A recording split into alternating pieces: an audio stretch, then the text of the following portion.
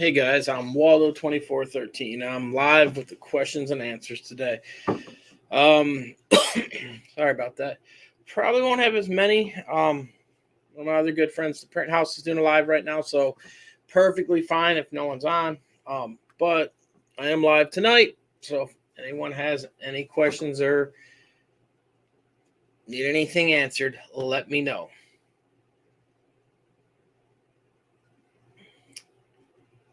If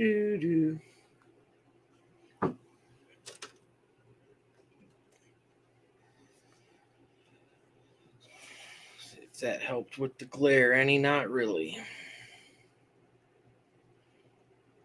Hey, Texas Finest, how's it going?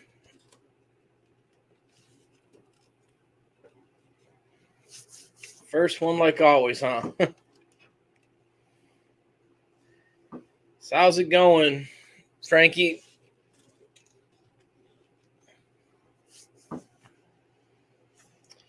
I did one shirt and 2 decals. That's pretty good, Frankie. Some work's better than no work. Driving and listening. I like that color. Yeah, it's a kind of an orangish color, Rye. Orangish, I guess it's more orange. Matthew Grinder, looking at buying a DTF printer. What do you think about the ones on Amazon? I don't know which one you're talking about, Matthew. The thing I will say, if it's a 13-inch wide one, they're all going to be about the same as far as maintenance. You're going to have to be running them every day. But even with the big one, you still got to maintenance them every day. The smaller ones, though, they don't have the ink agitators in them compared to a large one. But there are some other bigger ones put on Amazon. It just depends on what company put it on there. Hey, B and Pam, how's it going?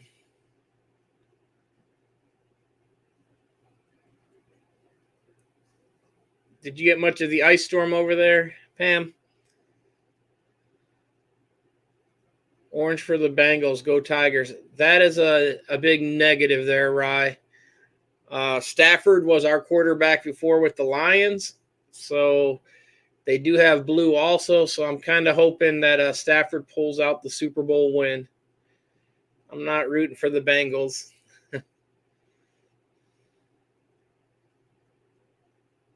A lion's a more tougher animal than a tiger anyways. So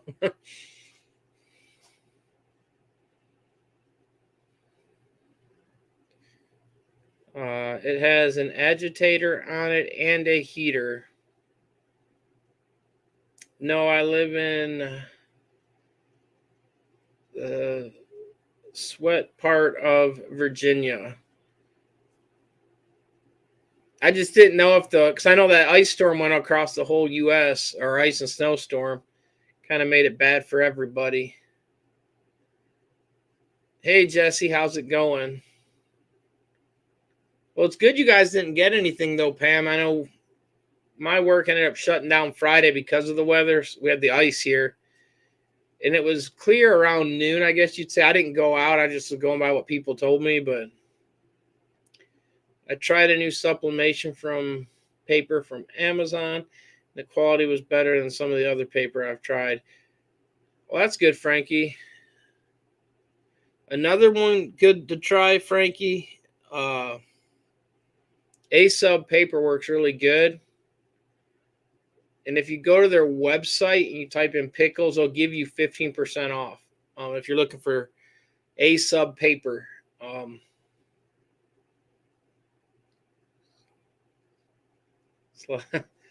Slack is... Well, I'm not really slacking, Mike. I was letting the Print House do his live, and then I figured I'd finally go on just before it got too late. He's in hell. Red fire. It's more like orange, Mike, as Rye was saying. He said Bengals orange, but I didn't even think of the Bengals color about it. So Stafford paper is what I tried.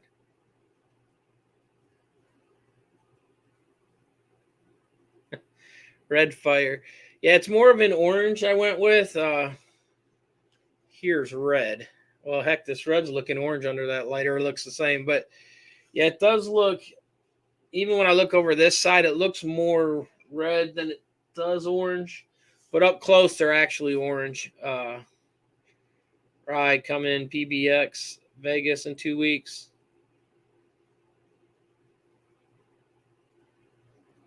I don't know if Rye's heading there or not. Mike, he didn't. I don't know. I don't remember him saying anything about going.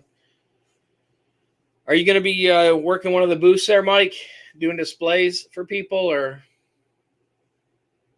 heavy snow in North Virginia and Carolina?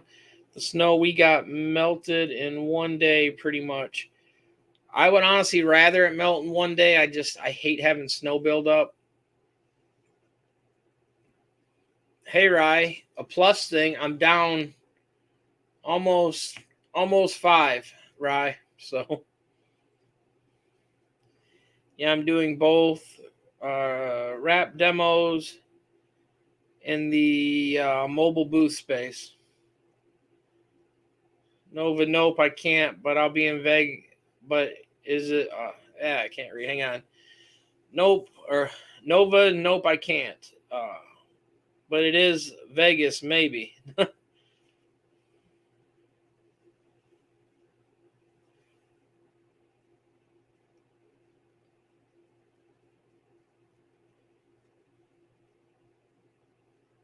I liked his live, Frankie. That was his other son in the car. That wasn't Rara. I don't know if you know that. He's got other sons, Frankie, and that was his that was his older son.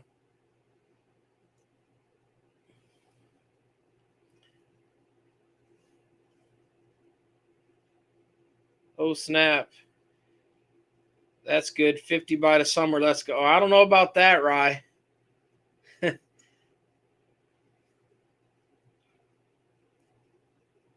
I would like that, Rye, but I'm happy with just hitting the 10 limit for right now.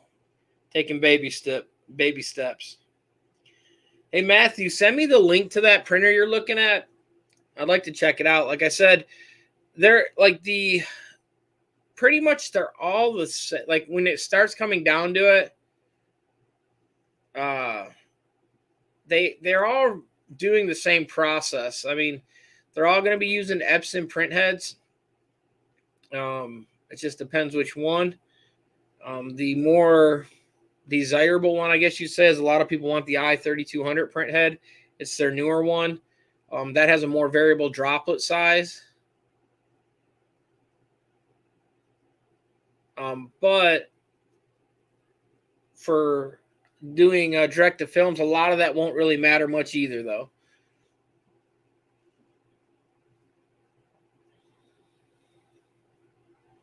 I got to get in there and do the CrossFit, Rye.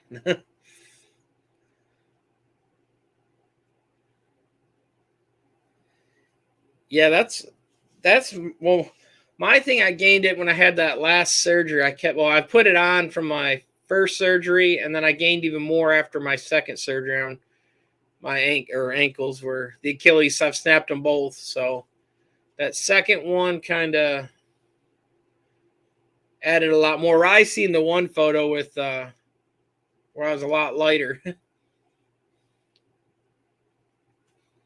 I do have some videos coming out about TKO also. I did some tests with their stuff. I got their samples in. So I was able to actually test them also over the week this week. So that was pretty good. Hey, Impossible, how's it going? Hey, Blue Fire. Well, hello, Waldo. It's been a while. Sorry, been crazy busy. Ooh, that red fire, my arch nemesis. Yeah, I was going to do blue, and then I've always had the blue, and I was like, let me change the color up. And I was going to go just solid blues. And then I don't know, something went with it's actually an orange, but I went with the orange, which looks red. I didn't look on the camera first. So I went with that. And so now I'm thinking I should have stuck with the blue. I think the blue would have been better. I'll mix it up next weekend because I've been having the blue and green, and I was just going to go solid. And I said, well, I've already had the blue. I haven't ran orange ever yet. So, and the orange looks more red than anything. So,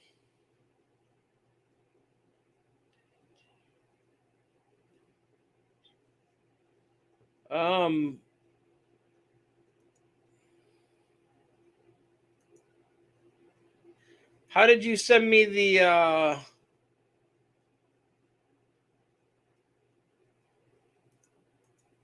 how'd you send me the link? Let me,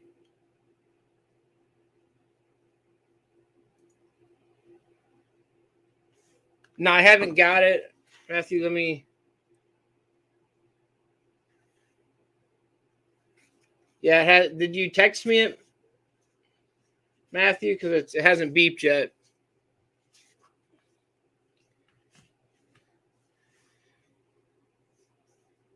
Well, blue flame, we will have blue next week. We'll make them blue colors.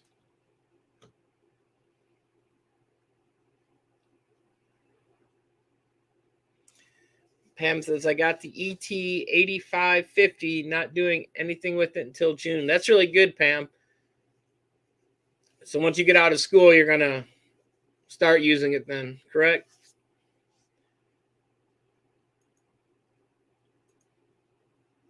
Yeah, guys, there's a good video, and I can't think of his name. I subscribe to him. He's never been on my live, but he actually has converted the ET8550s to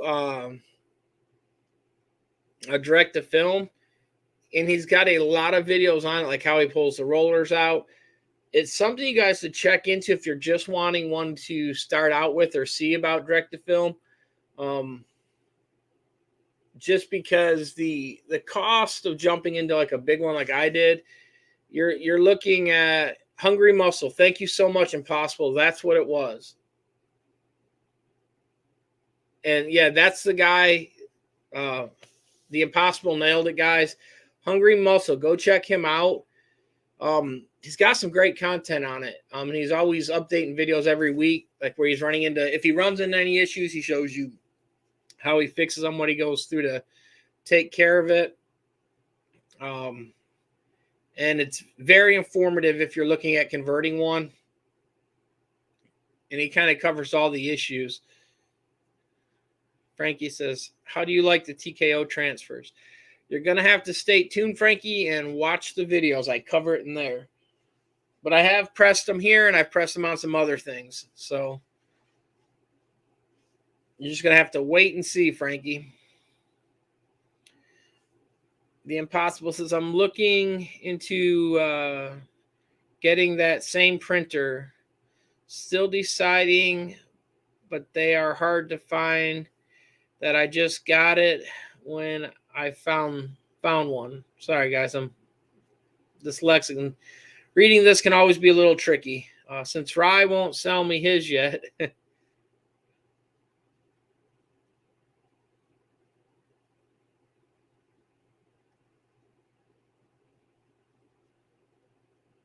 Hangry. Yeah, hangry. Okay, hangry muscle, guys. Sorry. Hangry muscle, not hungry. Hangry muscle. Like angry, but hangry. But yeah, he covers it in there. And like I said, because the biggest thing that popped in my mind what do you do with ink? Because on a normal printer, you got to shake the ink. You got to agitate it every day. Yeah, it's fine. Impossible. I remember it being because he's got that donut that's angry, but I didn't really. I'm more worse off than you, Impossible. I just kept saying it because to me it's. What did you need, Waldo? I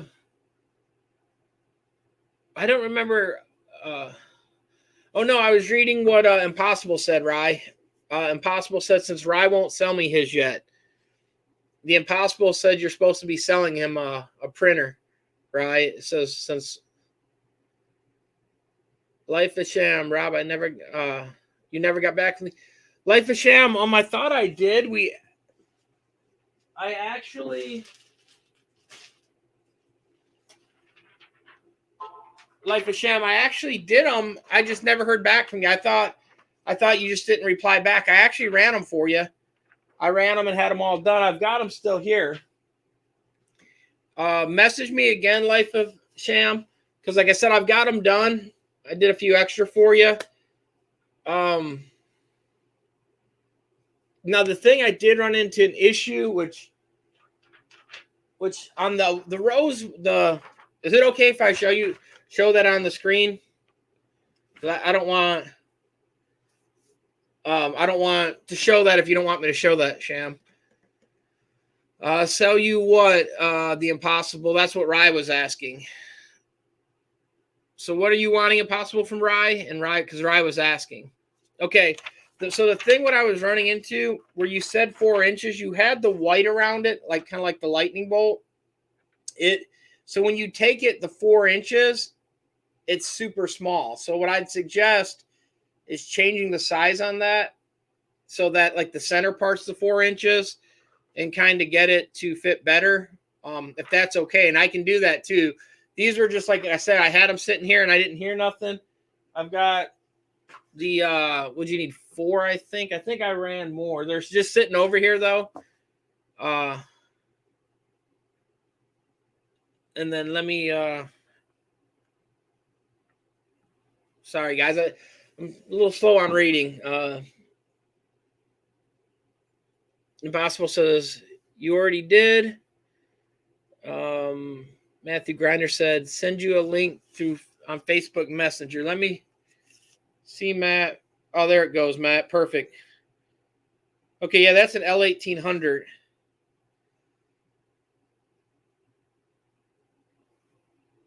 Let me see what they're priced at on here.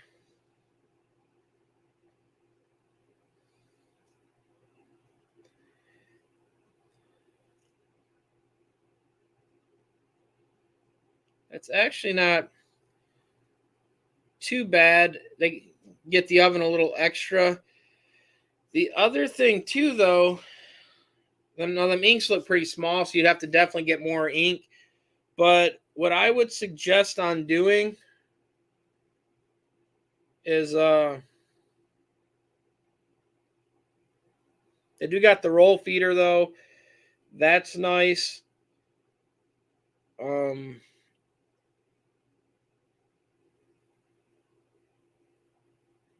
Now, are they giving you?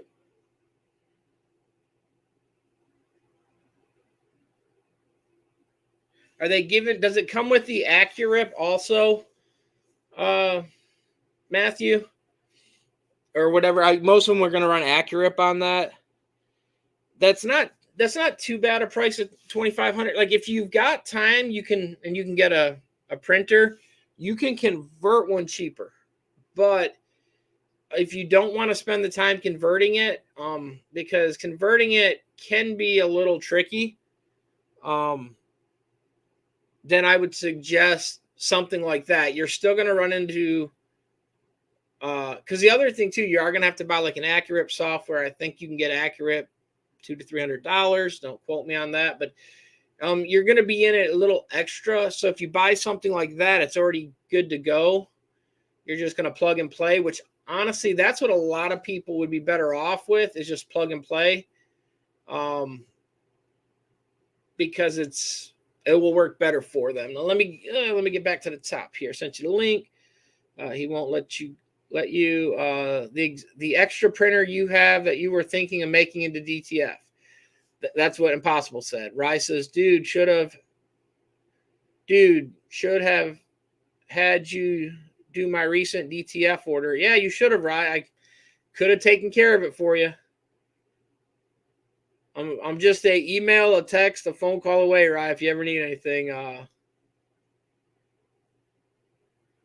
it's all right, Life of Sham. Like what it was is I thought I sent the email back because I sent with the photo, and it just might not have it might not have went through good, Sham. So like, because the photos were fairly big, and so it might have just kicked back. And because when I did that, I didn't think to resend it. I got sidetracked after. And like I said, I printed them. Remember, if you remember that week you asked about them, I actually had them ran that week. So I got them done then. And then I didn't show them on any of the live. That's when I did a lot of the other ones. And then the week when the video that I printed the, I can't even think right now. The Bowling Green Strong shirts videos, they were done before then because I had them sitting on the table. I had to keep moving them so that people wouldn't notice them in there. But yeah, it's all right. Sham, don't worry. Life of Sham, don't worry about that.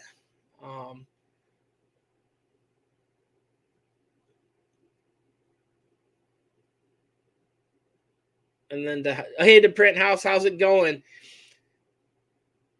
Great content, guys. I don't know if you caught the print house's video on the BN20. If you guys got any questions on BN20s, go back and watch his live. The print house today, great live on that, guys. And he was still going on. I just hopped on in between. So sorry about the print house. So what are your pricing, Waldo, for DTF prints?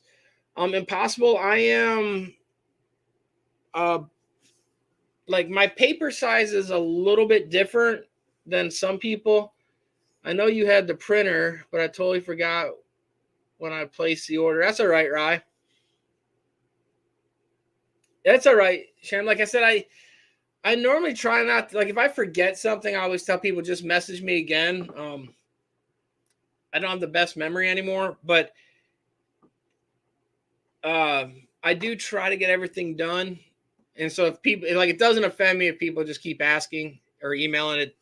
It's part of it. That's the easiest way. But yeah, and then when I send something, I usually just don't think nothing about it sometimes. Life of Sham, like I just assumed you just seen it or didn't need them anymore because it was close to when you were asking about them. So it's all right. It comes with it comes with the the continuous ink system too, Matthew. I seen that. It does look, for that price, it isn't too bad. I would like to see, which I'll Google after and check out and see what some other people's reviews. White ink circulation system. Yeah, and then it's also probably a wet capping system on that. So that will help with the print head also. Hey Rooster, how's it going? Are you still in Texas, Rooster, right now, or did you make it back to Cali? You can call me Rita. That's my last name. Am I saying it right, Rita? Because I'm horrible at pronunciations. Yeah, text me later. Rita, if you have my they all got my number, Rita, or shoot me an email, Rita, and I'll send you my number too.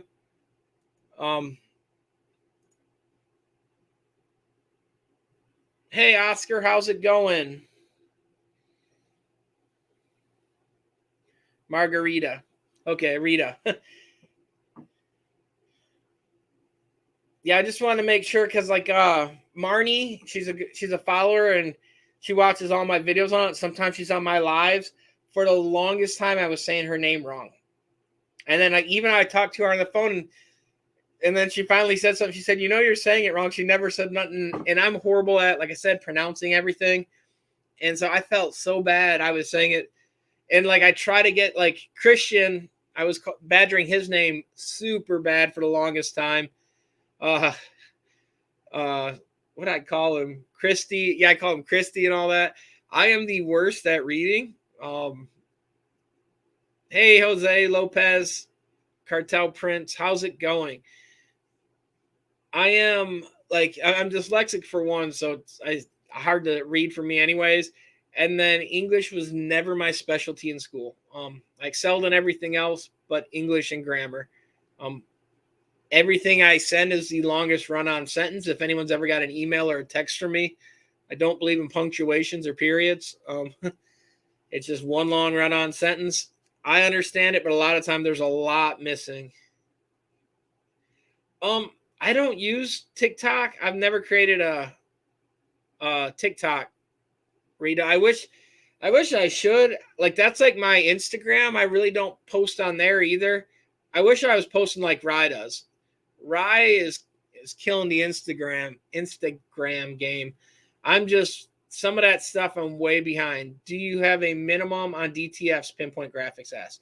No, I don't. Don't have a minimum. The shipping is pretty much what the flat rate postal service charges for the flat rate. So it's like $8, $8.25. Because no one's ever going to order the weight limit past that, but I do ship them in the priority flat rate package. So I am locked in on that for the most part, because that's how I have to ship them. But that is how I ship them. Oscar says, hey, Beam, Pam. And then he said, sorry. I have a big box store, anxiety issues, bad, too much stuff. Yeah, like, you can't see half the stuff, Pam, just from even doing the other shirts, because I've got other stuff other places. Just where I've got a lot of other stuff that I had to get, I have got things filled everywhere. I've got other shirts that like this one is the one that I always normally wear. One of my friends in Washington, I've got a bunch of other stuff I'm sending him. So I got like stuff sitting around, and if I don't leave it out, I'll forget to put it in his care package. But I'm waiting. I gotta do some other stuff for him, and that's just one of the things that's going with it. He sent me a bunch of stuff, so I'm sending a bunch of stuff back to be nice. But it's just stuff sitting around. Then I've got like another customer that came down with the sickness, so I got to wait to drop his shirts off. So I've got his shirts sitting here. I got stuff everywhere. It's kind of crazy hectic. Yeah, Rooster, that's what I was going to tell you. Your other ones, I'm doing it that way. I got a bunch of desiccant packs that are here, and then more on the way. Just because the big thing too, I have found out, Rooster, which I've got you the other ones coming back out. There are ways to get rid of that. Like, you can press it. You can actually take a cleaning wipe and wipe it off in between, and then repress it. And then usually too, even after that first wash, if it's there, will go away. But yeah, I am definitely doing that, Rooster. I've got them. I don't have them here. They're upstairs. But I do have them also too. Prices. What's the orange lights? Yeah, they are actually orange. Rita, you're the first one that got it right. Everyone else said they're red. Mood lighting. Yeah, it's actually just to give it something different. So the colors aren't just showing all the trash behind there. Look at those acrylic options. I have more if you need to look at. He says I'm in hell. Yeah, no, it is orange. Normally I have them like the last week on all my live. Like, I've been running orange and blue, or not orange, sorry, blue and green. And then I picked the orange. I was like, hey, let me switch it up. The orange looked cool. Rye brought up Cincinnati Bengals. I'm not a Bengals fan. I'm wanting the Rams to win, so I definitely don't want the orange for that. But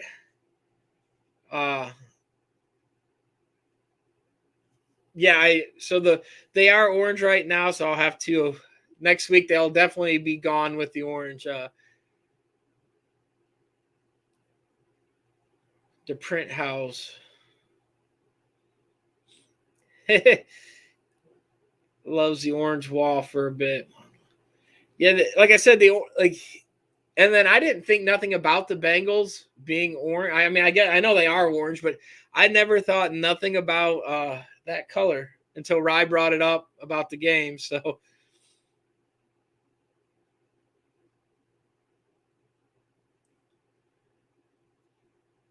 oh yeah, prices impossible. Let me get you that. So what I'm doing is I'm very similar to the other ones. So, like, but my paper size, like where they're calling it like an A4, A3, the sizing and all that. So like, for instance, like the A2s will be like right around 250. An A3 is 3, and then like 22 by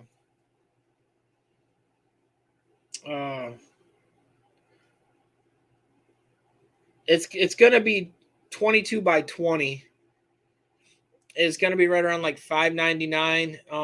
I will get a better idea on the pricing, but what I'm doing on that Impossible, like for instance, like because if you actually pull up true size of like A3, A4, it is not American standard sizes. So like I'm doing like the 250 is going to be the 8.5 by 11.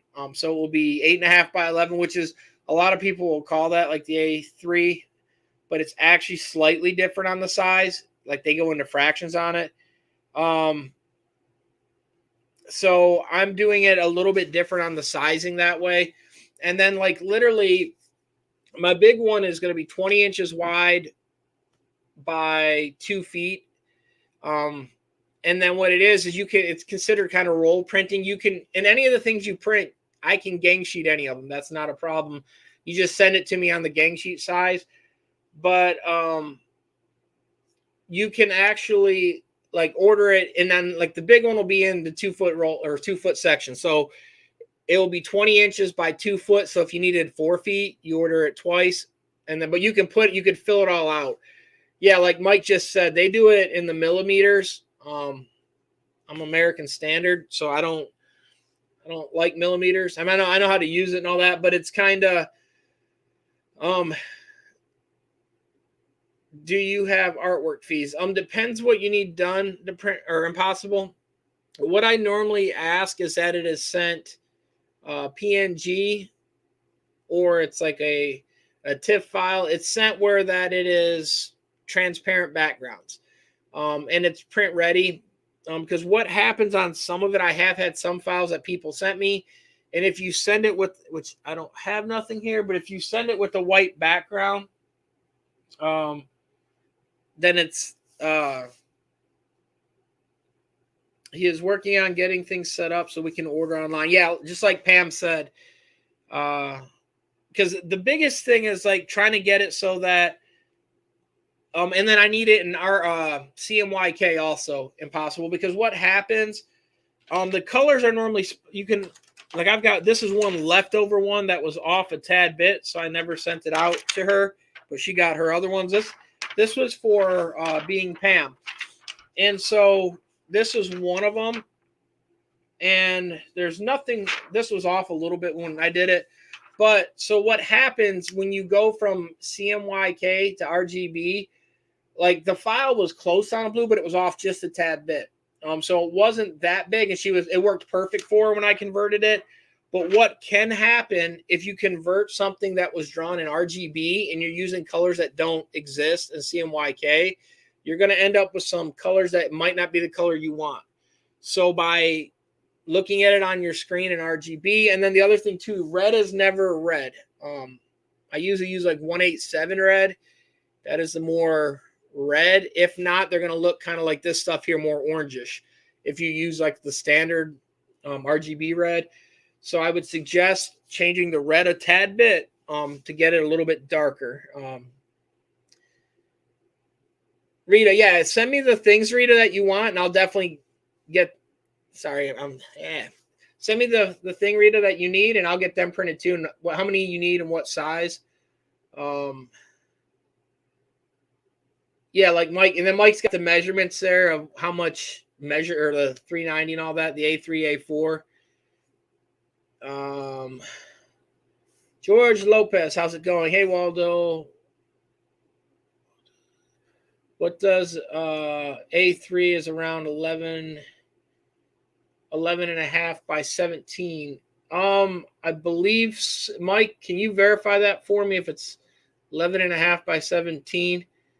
I'm pretty sure it is A3. And like what I'm going to do is like I'll have like a 13 by 19 also in there. And the reason, and I can do the 11 by 17, But like, I guess I'm always used to, it's called Super B when I order it for when I always do my film transparencies. It's a 13 by 19, so it's a little bit wider. And the Super B is just, it's it's the full 13 by 19. But on that, like that little bit extra, so if you're running something, let's say, you could put it across the bottom and kind of fill more on there. Yeah, and like Mike said, so A3 is 11.5 by 16.5. And that's why I don't like using like the A paper grading size. I can print them that size, but it's weird to tell someone like 11.5, 16.5. Just because a lot of the stuff that like people are making for shirts and all that stuff, 11.5 is fine for the width, and then 16.5 is fine for the height. Some people do want that little bit extra though. So by doing it kind of the standard sizes that I'm used to, it's a little bit more, people can actually like literally take a piece, make sure this ain't nothing. Okay, it's just needle sizes. They can take a piece of paper and know what 11.5 by 13 is, instead of having some of it removed and then it not fit as well as they need. And what I'll try to do this week is I will try to put something up on the website, and then you'll just, when you're there, you'll email the images, but it will have the standard size, like the sizes that we're offering. And then, like I said, the big one, like I can print wider, but we don't. I like to have, because I print some lines down the side, just witness lines for my machine. So we can go 24, but we don't. We're only going to offer 20 wide by 2-foot sections, so that if someone needs a roll, like let's say you needed something, if you needed, let's say 4 feet or 3.5 feet, you just go with the 4 feet one. You'd buy 2 of the 2-foot ones. But that's what I was kind of planning on doing.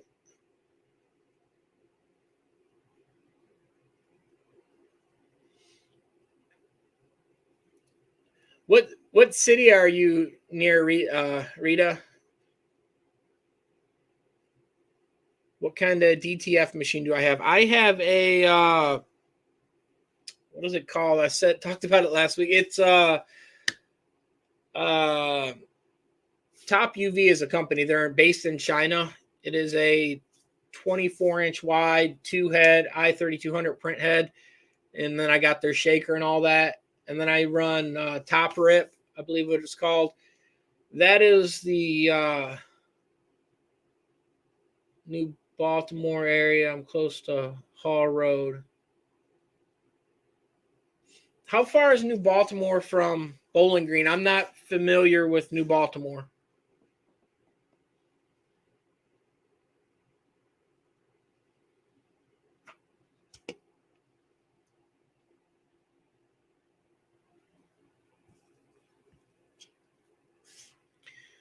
Will ordering be on Bananas and Pickle site?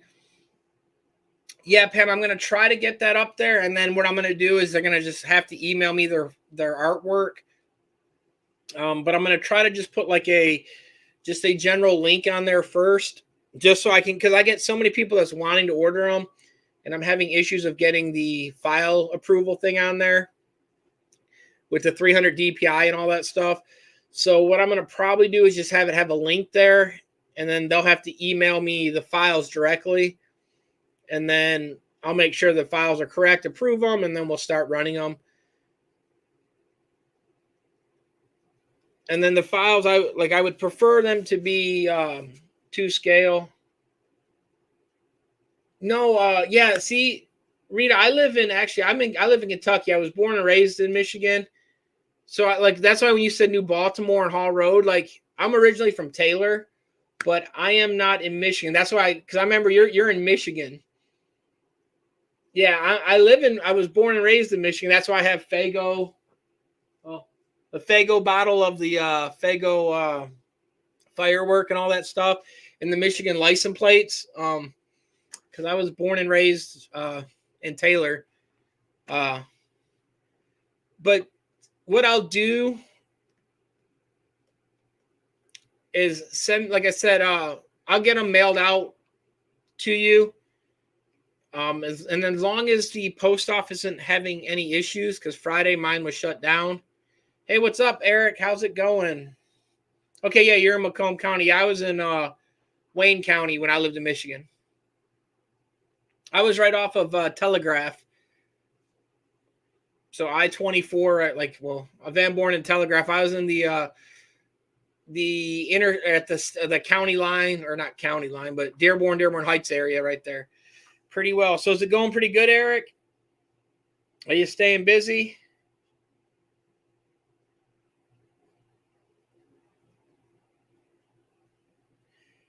Yeah, the reason too, Rita, I do a lot of stuff. Like I got a line of clothes that we do up there.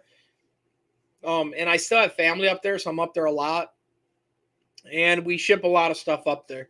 So that's why you're used to, like, you'll see me wearing all the 313 stuff. And you see all this because I'm, like I said, I do all this stuff. I still print for the Detroit Police Department. I got one of the contracts a while back. One of my friends are on the force there. So we do a lot of stuff for them. So it's kind of, that's why you see wherever that one's at. Like this, I just had that. Oh, here it is.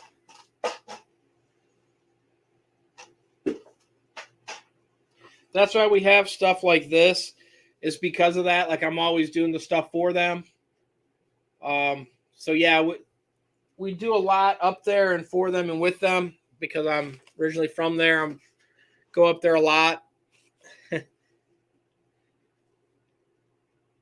Eric says, I went to junior high in Warren. What's your junior high? That's pretty cool. Yeah, my school, I went to Hoover Junior High, and then I went to Taylor Center up there. Taylor Center is no longer there. They're the Griffins now. I was there the last year. They demolished our school after that. But we had people like, it was back in the day, but people that went to our school that was kind of known or fairly big. Like we had Earl Jones, which Earl Jones was in the 86 Olympics. He won a bronze medal.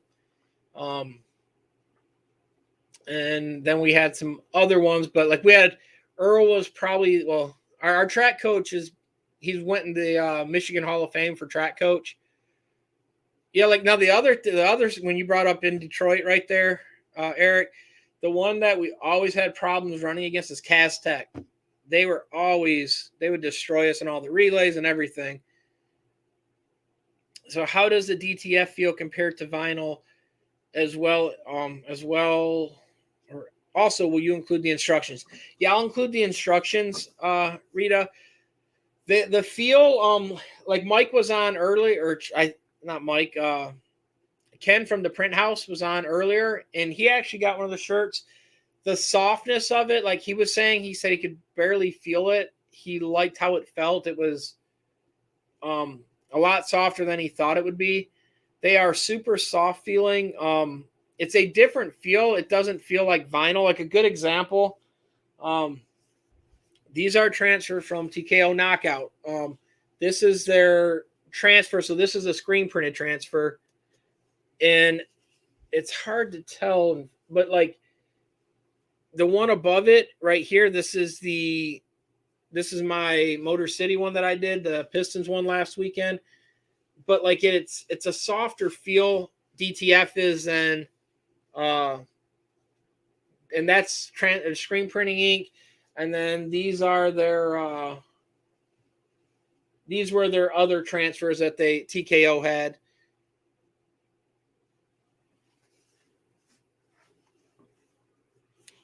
Rita says, I went to Greenfield Union in Detroit and Madison Heights. All right. Oh, yeah, and then the instructions, Rita, it's 320 for 15 seconds, and I'll send a thing with it. They're cold peel, so let them cool to room temperature. Peel it off, press it again for another 15 seconds at 320. The second press, because if you don't press it that second time, the surface looks weird, has a slight feeling, but you press it that second time, and it feels really well. Feels pretty good. Like, you'll want to do that second press though. Eric, is the white pretty opaque, and do they block dye migration? Here's another thing, Eric. I did a video, Eric. I released it's on right now. I actually did a full polyester shirt to show you the dye migration or lack thereof. Full polyester, it didn't migrate. On this, it didn't migrate. The white is, it's not like, of course, this is done very similar, but this is TKO prints. This was a screen print white, so you're going to get that heavy white. If you look, it's still dark, the white. Like, it's compared to theirs. Theirs is a different tone of white, though. But this is a tri-blend hoodie or t-shirt. This is a next level tri-blend.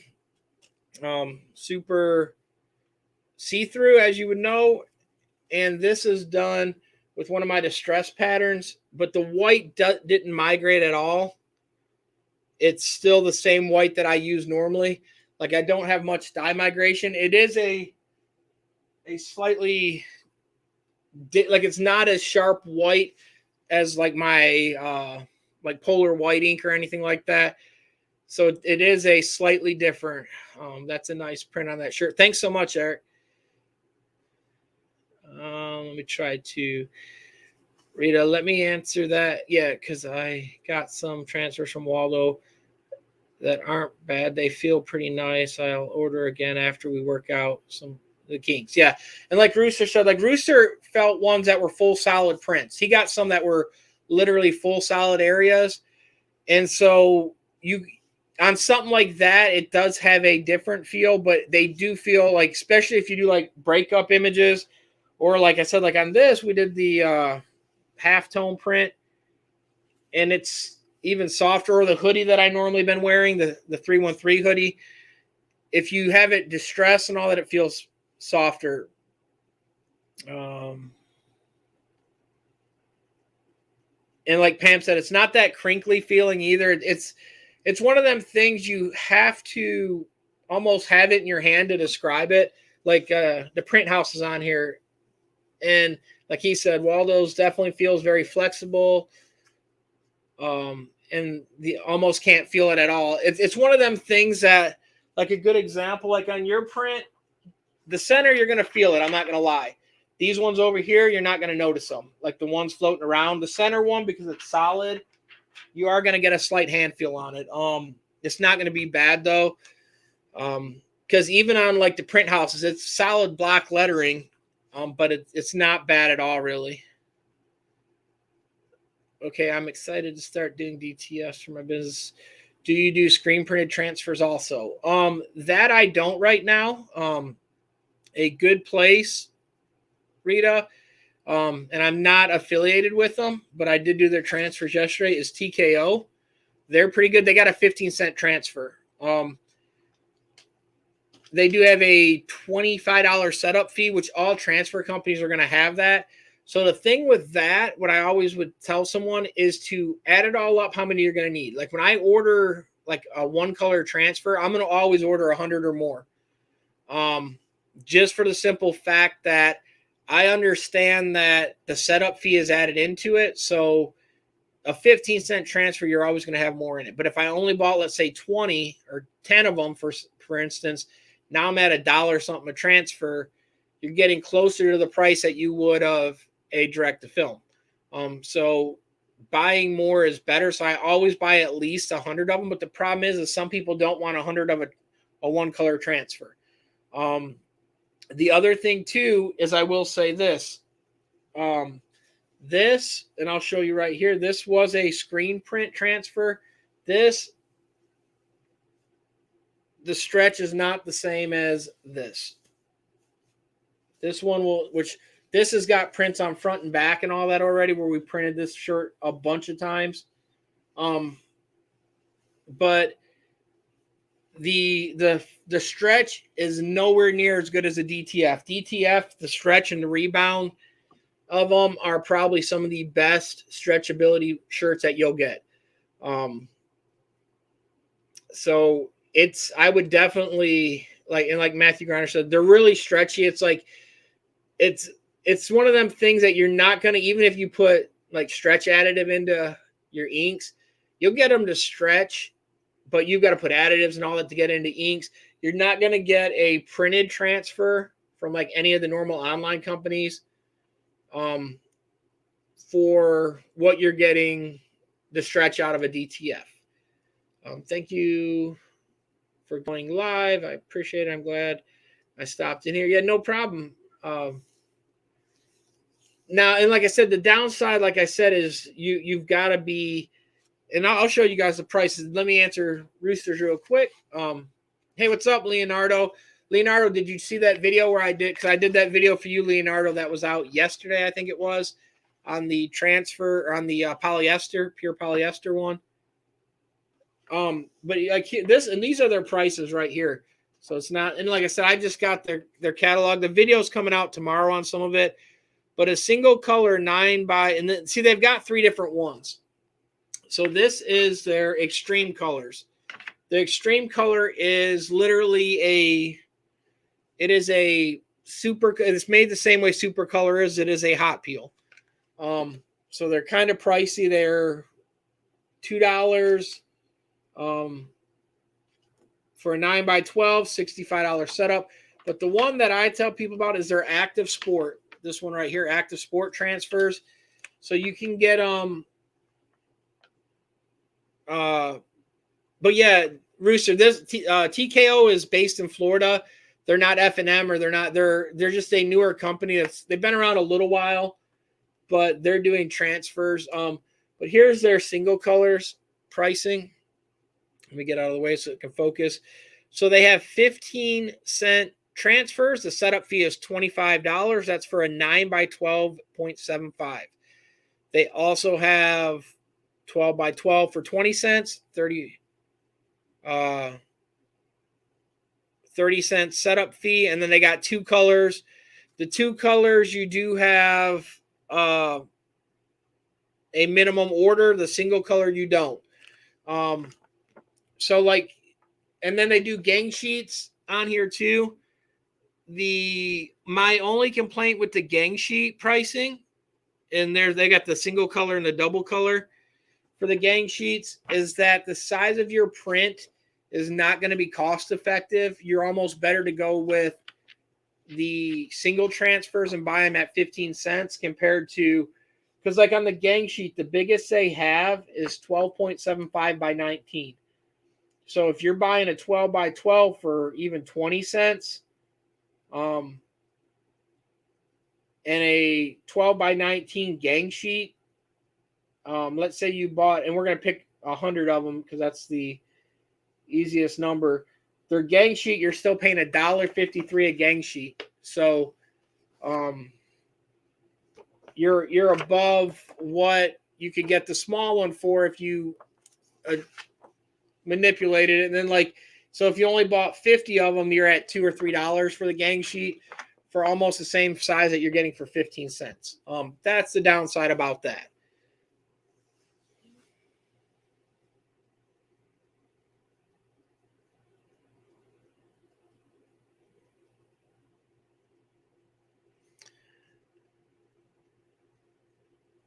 Leonardo said, just woke up. He's on Miami time. He's did a lot today. Yeah, do I have like, and like I said, like the pros and cons. I mean, like this company's not bad. They do got some pretty cool, like I do have a breakdown between them and some other companies. If you're needing a single color one, I would try them. I would try F&M or 613 Originals. A lot of people have had issues with F&M or 613. So far, the samples that I've got, and these are only the samples, they've done great. Their process on the film, it says it on the print right here. Oh, this is the wrong shirt. Never mind. That's why. It says it on here. Theirs is a water-based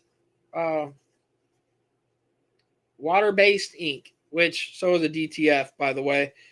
So, but these are not DTF prints. And you will have to watch the video, but I'll show you why.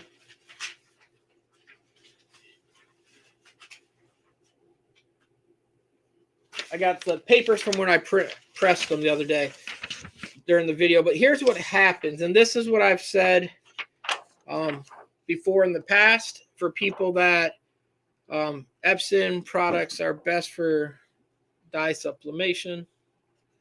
What they're doing, they're printing, the carrier is thicker. This is the same carrier that is on a super color. It is the same one that's on the one that I printed with my laser printer. But what happens, like when I print with my laser printer or any of them, you see this ring around it.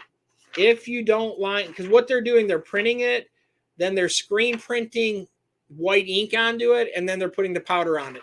So if your white transfer layer is not spot on, your whatever does not have white ink on it will not release off the paper. It will stick to the paper. And so the biggest thing, this one was all centered. This is the extreme one that you've seen right here. And it's on a black shirt, so you can't really notice it as bad. The one in the video is on a colored shirt, so you can see it. So you will have to check that out. But and what I mean here is, if you look close, these are the sunglasses. It says made in the USA. They were off. There you go. The print was off, as you can see. So they were shifted on their white base. So the black layer only got, and it looked fine. The print's not sitting in my hands. It's actually right here. But you don't see it on the shirt. This was printed onto an apron.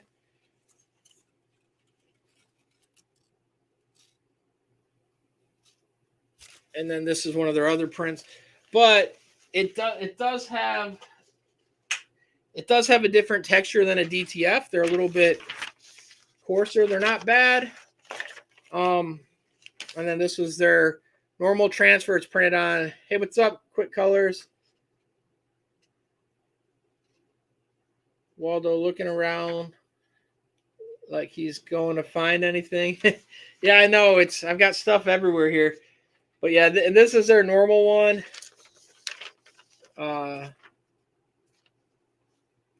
Tucson airbrushing, how's it going? 13 by 19 is a large format for me. What do you recommend to start with in terms of sublimation? Honestly, because you got two sizes. You're going to go with an 8.5 by 11 printer, which will do 8.5 by 17 on most of them. So as long as the 8.5 is fine, that would work great for you. I normally suggest for people to try to go to like a 13 by 19, like the ET15000 and all that. And the reason I say that is because, like, for instance, let's say you want to do socks or anything like that. Socks will be like, you're going to need that extra length. So you could put two of them on a 13 by 19 and get it to work. If you're doing, like, for instance, baby bibs or any of them, the size of them is going to go past an 8.5 by 11. A lot of the other stuff that you could do, you will find that the 8.5 by 11 will get you started, but literally right down the road, you'll be wanting to do something a tad bit bigger, and the 13 by 19 would probably be the one that you're going to say, hey, I wish I had that little extra room. If you don't have it up front, though, definitely go with what's considered like an 8.5 by 11 one. And like Matthew Grimes said, the ET15000 is a perfect one to go with. Like I said, because eventually you are going to want to do the little bit bigger size, and then it's easier to have it and not need it than need it and not have it on the size. Okay, and I lost one of the things. It says, so DTF is better than screen printing. Not really. Rita, it just depends on what you're wanting done. Like a good example, this shirt, I only print them for me.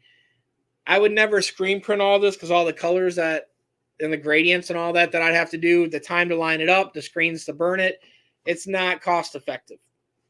If I was printing 10,000 of them, I would do that.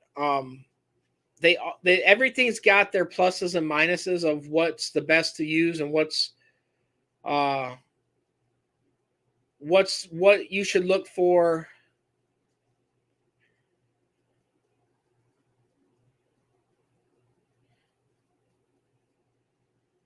And then, like Rooster said, FM transfers work great.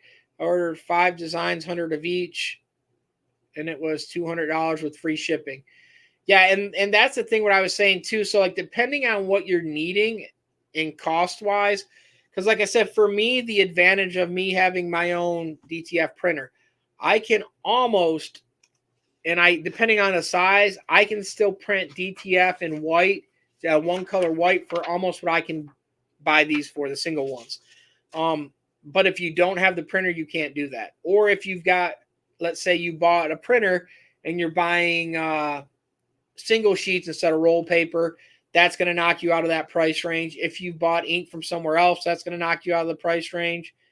So they all have got their differences of what would be the best, what would work for you, and what you're needing to do.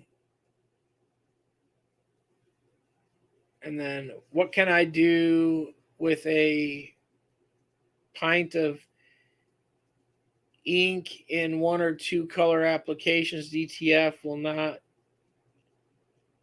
beat that. It's good for technical stuff and short run stuff. Yeah, like Leonardo said, like if you're doing something kind of that, or if you're doing what I call print on demand for people. So like I do stuff where we print people's clothing for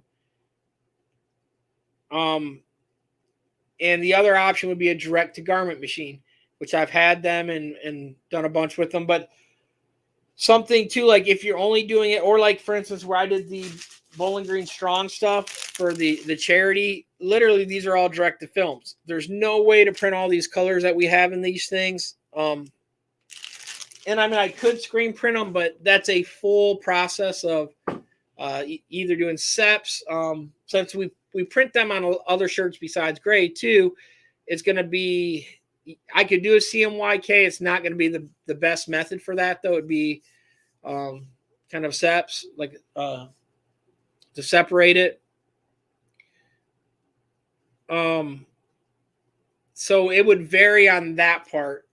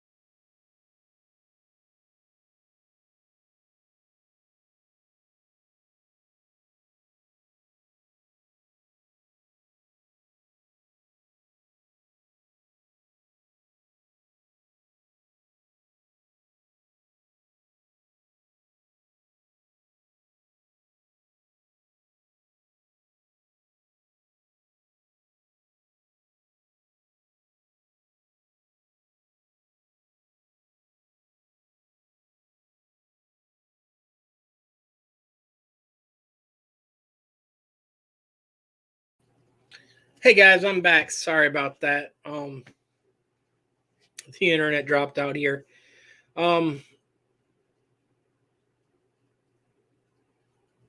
So back to the questions. Where you say the Epson 570 is a great printer. Tucson airbrush. I wouldn't go that unless you know you're really going to want to do that. And the reason I wouldn't is you're dropping $2,500 just starting out. I would go with a 13 by 19, convert it, see if you're going to like sublimation, see if it's going to fit your needs, and then eventually build up. If you're in the business and been doing it a while, yeah, I would go with the F570. That would be my printer of choice. But just starting out, I would never suggest for someone to just grab it if they've never done anything in there, or if they're just starting out into the printing and sublimation business. If you've got the money sitting around and you don't mind spending that, yeah, awesome printer. It's a great one to go with. Like Leonardo said, yeah, it's worth it. $2,500, you'll pay it off in 3 months. Definitely true, as long as you're working in that field. And if you know what you're going to print, you know what you want to sell, you know what you want to work with. If you don't know that stuff, kind of look and weigh the pluses and minuses. If you got the money, yeah, it's worth it. If you're starting out and undecided on that, kind of weigh the pluses and minuses and say, hey, will I use it? Will I need it? Because you still want to use that printer more. Like, you don't want to let it sit weeks on weeks. You want to be able to use it and make sure it's cycling through.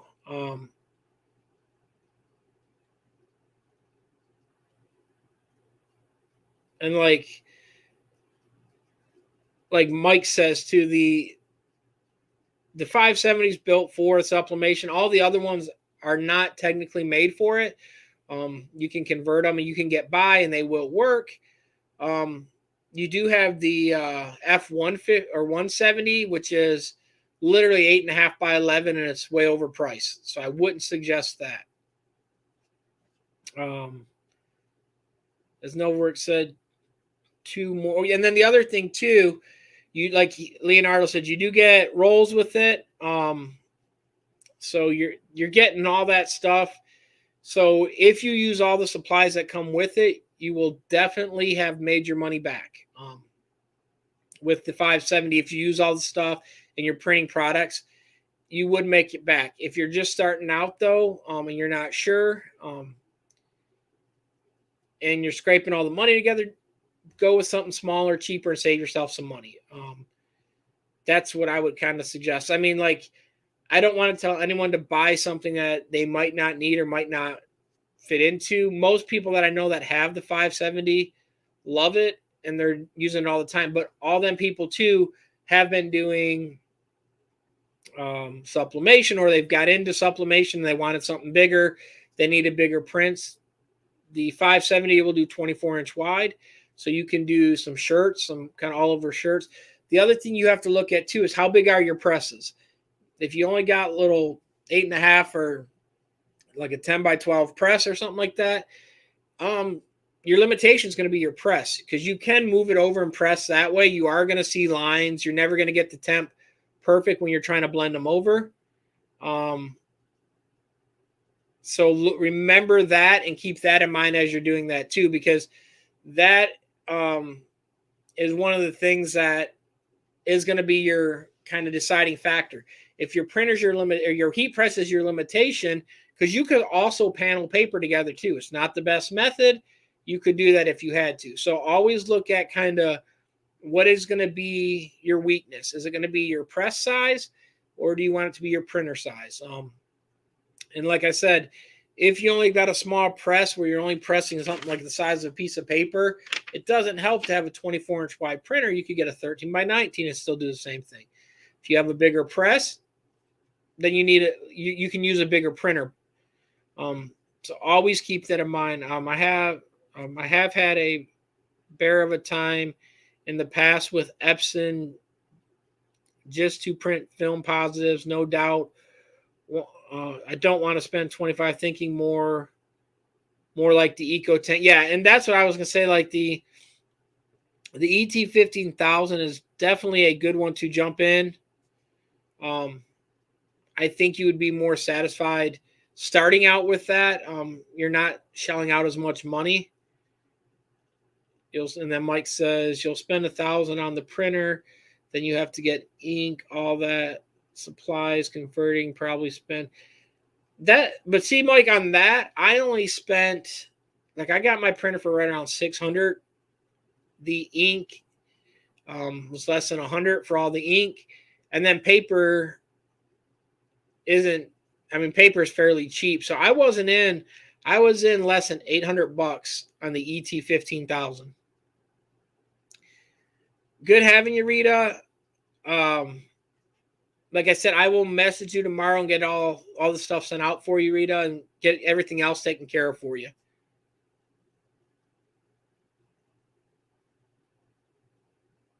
Does the Eco Tank sublimation printers still work for you? Yeah, like I have multiple sublimation printers, Tucson Airbrush.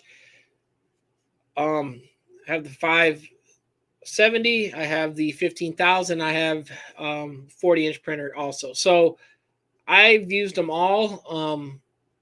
And the biggest thing is finding, like I said, what you're working with, what you're trying to work on too. Like if you're only doing smaller things, the advantage of the bigger ones, you can get roll paper pricing.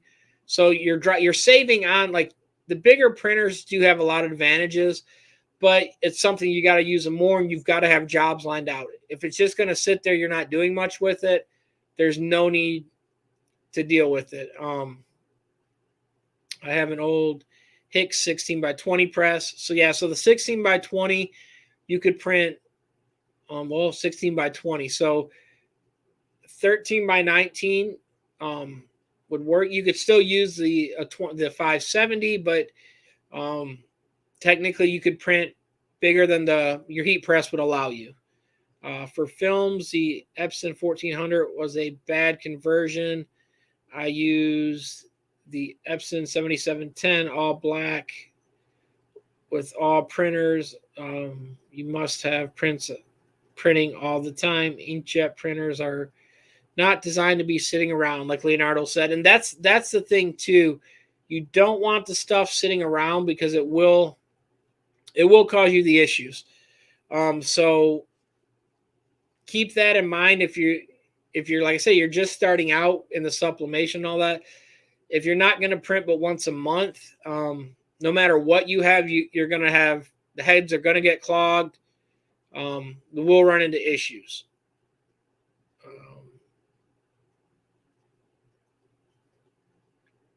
And then Tucson says, I want to do some full color shirts, short run t-shirts.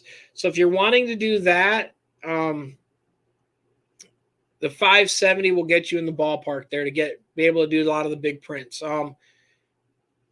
That would be probably, I use more sublimation ink doing test prints to avoid clogging them than I do sublimating anything. Yeah, and like I said, some people will end up doing that. I haven't printed a job on the 1430 in 2 months last. Yeah, and like I said, some of them worked fine. Like Mike had sitting there. I know my old one, Mike, I had it sitting like 3 weeks before I went to the ET15000. And that thing sat 3 weeks and the whole head was destroyed. I did the little soak method and all that. It never could recover that head. That was before this whole sublimation boom, like when everyone was using CISS systems and all that.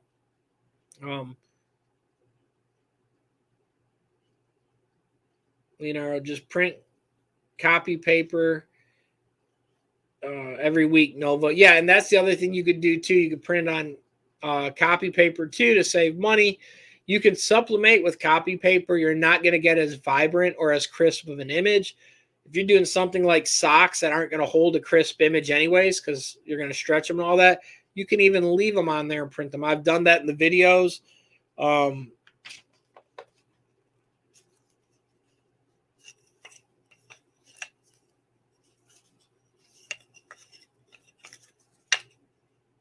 These, oh.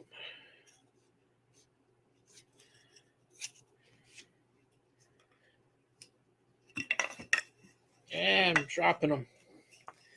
These were both done. One was done with paper, and one was done with sublimation paper. Let me do that. You can see the difference. There is a brighter, but the other thing too was the time. One was a tad bit longer also. These are also done using laminate pouches. Laminate pouches work awesome. You get vibrant colors, gloss. Like I said, like you see the colors on them. Comes out perfect. Pops right off. Works great. So something to check out. I didn't turn off inkjet printer. The only laser printers. Yeah, and that is one thing too. Is like you always want to leave the printer on. The Freddy ones look better. I know and Rooster's got us like the Freddy ones. I got a Freddy one. Here's a Freddy. And then, like I said, we printed them all. The lights are catching them weird now. But get my face out of the way. If in person, though, or in the other normal light, these look amazing. Like people that have them, there's been a few. The other cool one but on this one, it didn't come out the best, is the pinhead. And then the other thing, too, that I like to do is this was my Bananas and Pickle logo that everyone knows. But if you use direct to film, you can have white ink. And it still works just the same, if not better. So just another method there also. But yeah, the Freddy was one of my more popular ones. I print a color wheel once a week when it's slow. I've had my printer since 2017, no issues. Any issues sublimating with the 7710? The only problem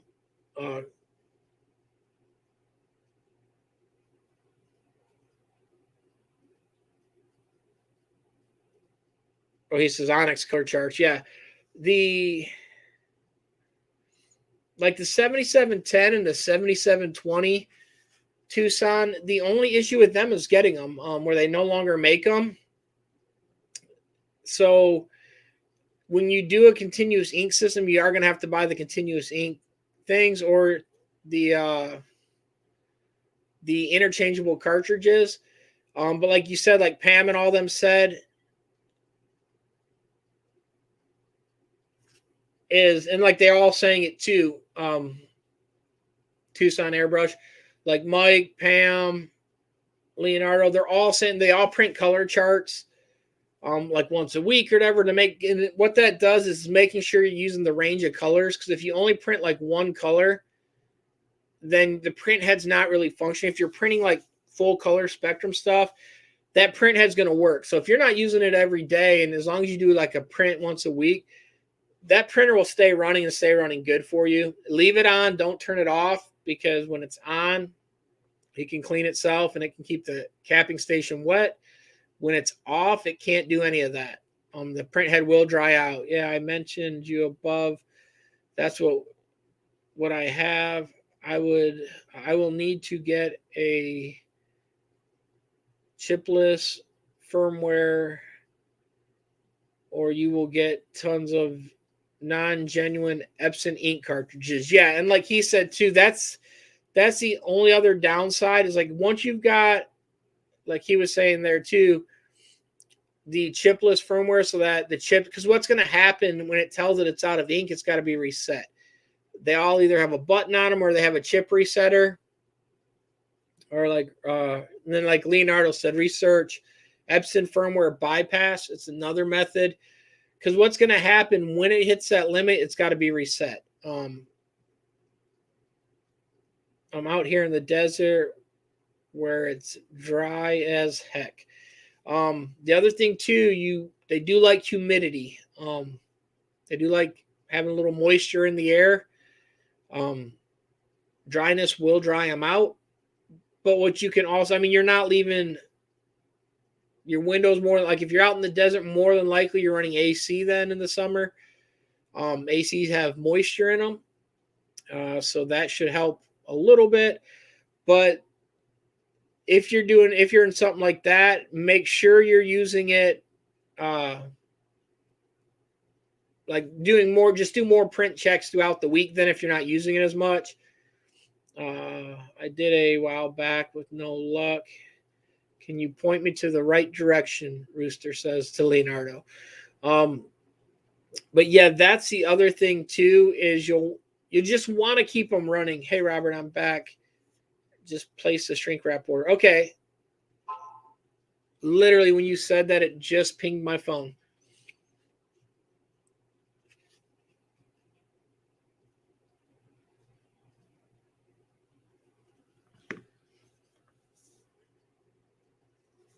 I will get that taken care of. If you don't mind, Rita, send me the other files that you were interested in, if you have them. And then the size you needed on them, just so, and how many, so I can actually, for one, make sure they're going to work good and all that, and to help you out on that stuff, if you don't mind.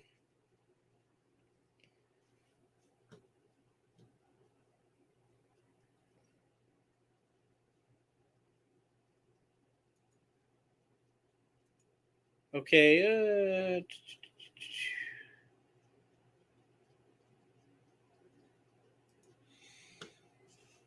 I'm looking at the Epson Incotank 15,000. Yep, I got to print 2 to 3 times per week with any printer. Yeah, and that's the thing, Tucson, is that any printer you have, unless it's a laser printer, which you got to worry about dust, but any printer, you want to keep it moving. Like latex, you can get away, but I mean, in general, printers don't like to be sitting long, and ink will dry up. When you start using other inks that aren't necessarily made for that print head also,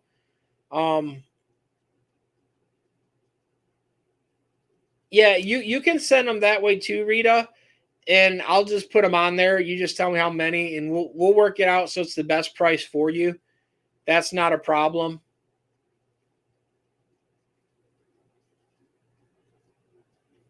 But the printer thing, Tucson, that's the biggest thing, is always just it's normal printer paper is cheap. I buy like the reams of it for my laser printer, and so what I'll do is just randomly throw it in the sublimation printer, the small one that I don't use much, and just print something off.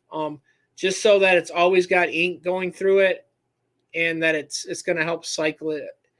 Leonardo says, Rooster, I did one with firmware bypass. I looked it up on YouTube. I have no affiliate, but Ink Owl was a good one on Chinless chart. I didn't do CISS. The pressure form tanks aren't enough to justify them. Yeah, and then that's the other thing to Tucson.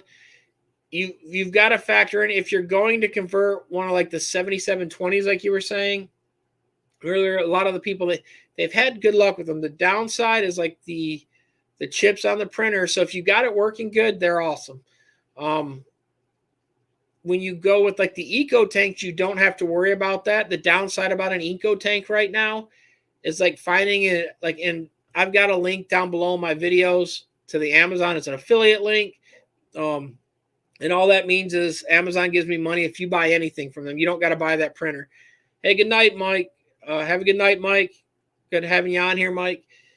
So what will happen is, and they do have them on there.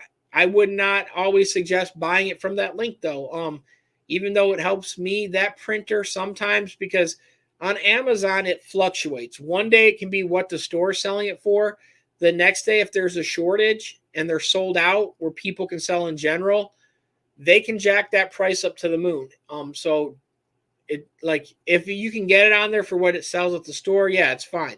If not, don't buy it there. Check your local stores. The downside is that printer is in very high demand, It is always hard to get it a lot of times. So that being said, it's not always the best choice if you want something like today. If you're fine waiting, like a good example, Pam wanted the other printer for direct to films. And she just waited till they had it in stock. She went and bought it. Now she's putting the printer up till she's ready to use it.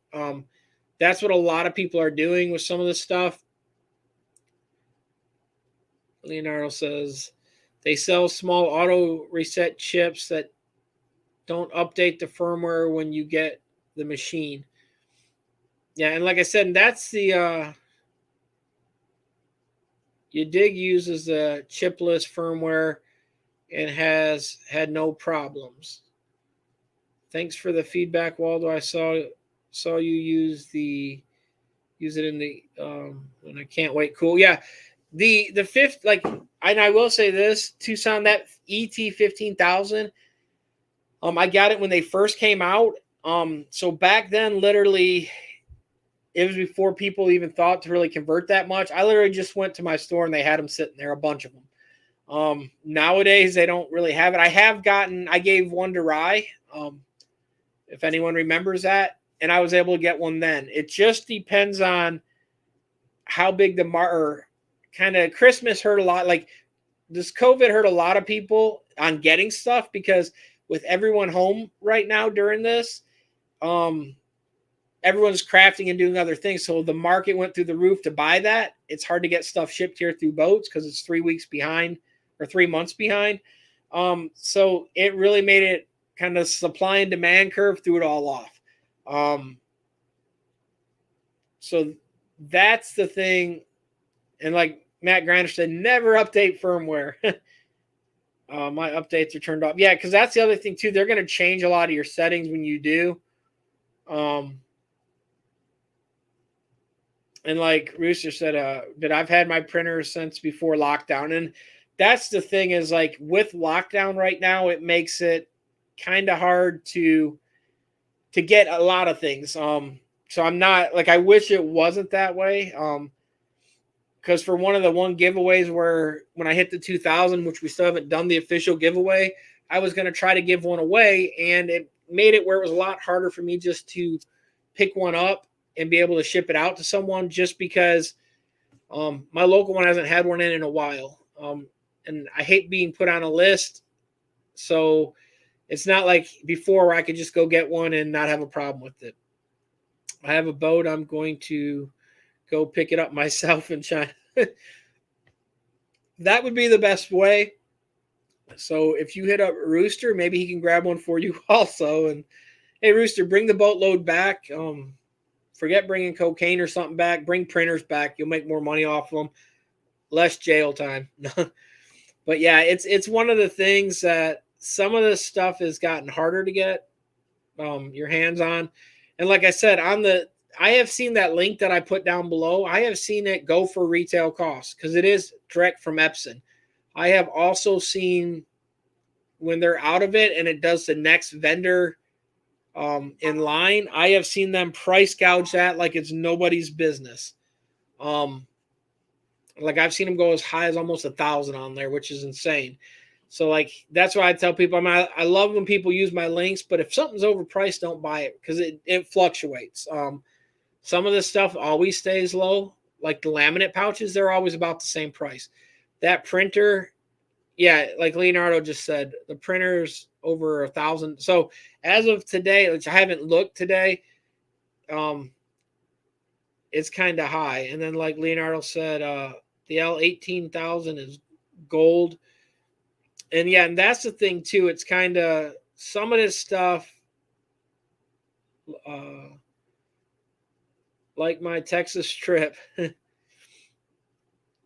I was like, I should take some gas with me because here in Cali it's over $4 a gallon. Yeah, and that's the thing too. It's like we're at 2 something here, Rooster. We hit 3, but my place I normally get, like the other day I paid $2.79. I'll send you some next time, Rooster. Tucson says Amazon is selling it for $9.75 for the ET. crazy. What is a saw? The Sawgrass is way overpriced. Sawgrass, they do have some nice things, but the ink, you're paying for their ink, and their ink is 3 to 4 times what normal ink is. So I would kind of stay away. And then they Sawgrass. Here's the thing. If you're going to go Sawgrass and you're going to go the 13 by 19, you might as well just bump up to the Epson 570, because the Sawgrass that is a 13 by 19, I want to say it's like $1,800. Let me check for you. Sawgrass printer 13 by 19.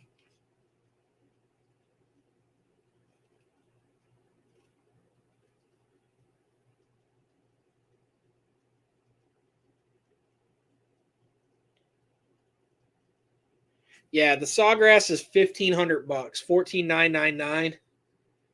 And then, like Matt Grinder just said too, you can use the ET8555 will work also, and it is $699 Tucson. So that's another one. That one came out after when I got the other one. That one is the one that Being Pam just got recently. You can get them. You're just gonna have to kind of keep an eye out when they got them in stock, though, because it tends to be like they're getting more of them in stock than the other ones. You know, I don't forget the bypass tray on the Sawgrass for $500. Yeah, and that's the other thing too. If you use the 13 by 19 where you need the bypass tray, that's another $500. So if you buy the Sawgrass that does 13 by 19, you're at $2,000, and it only comes with one set of ink. The 570 comes with 2 sets of inks and 2 rolls of paper. So by the time you use the paper and the ink up, you should have made your money back and then some if you went with the 570. Like I said, it's a big step up, but when people go to the Sawgrass, if you're going to spend that much on a Sawgrass, jump up and just go to the 570. They do have that smaller Sawgrass, but that's kind of, it's a 8.5 by 11. You're overpaying for that too. That one's way overpriced in my mind anyways.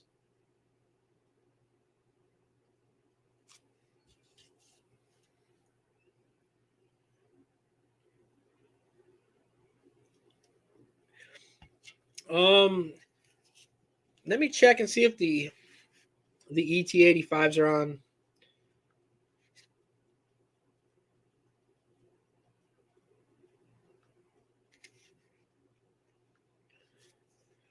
Epson ET8550. Epson ET8550 around Bowling Green. Here you go.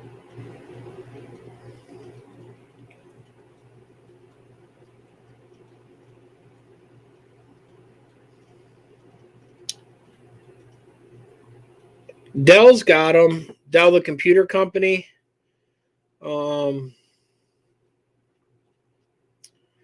Let me see. I'm sure Amazon is going to pop up here in a second. Let me just throw the Amazon. Yeah, Office Depot has them.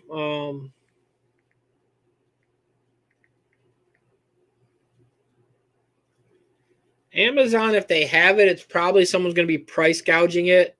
Yeah, they're price gouging it on Amazon. They're wanting $1,155. Focus.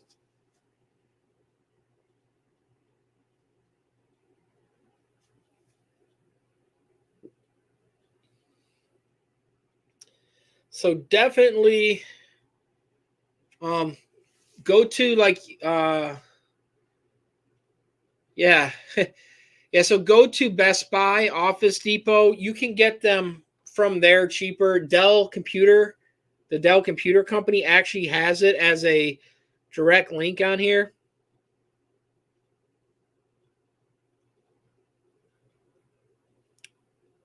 Or they did. Let me go back one more. And then there's all these other places like that I got pulled up that just are the top ones up there that automatically pull up. You can get it for like $800 free shipping at some of these other ones. just from the Google. Like Pam was saying, she got it. You got it at Office Depot, Pam, and she paid $650. So your best bet is to try to get a hold of like Office Depot, or Best Buy. Let me see if, which on here it's just going to show me.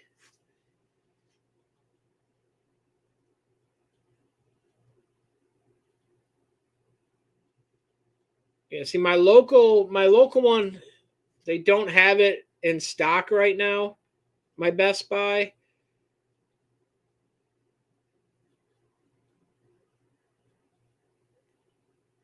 Let me check Office Depot.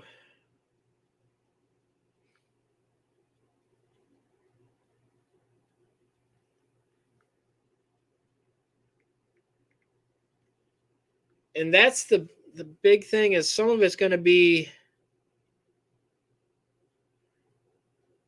is just catching it when they have it in stock.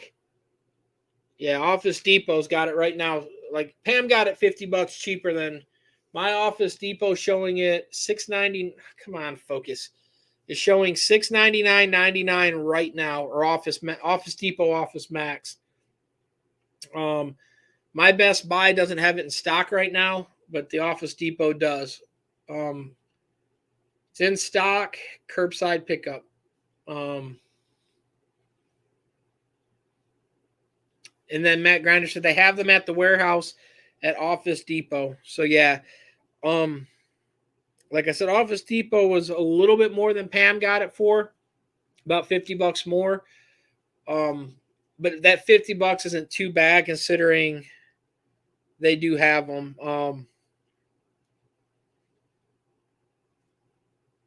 Let me see if Dell has them on there. Because like when you buy like a Dell computer, you can buy accessories. And they used to have it on there also.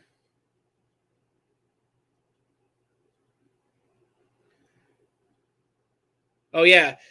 Yeah, so Pam got an educator discount. So that would be the $50 difference there. So let me see.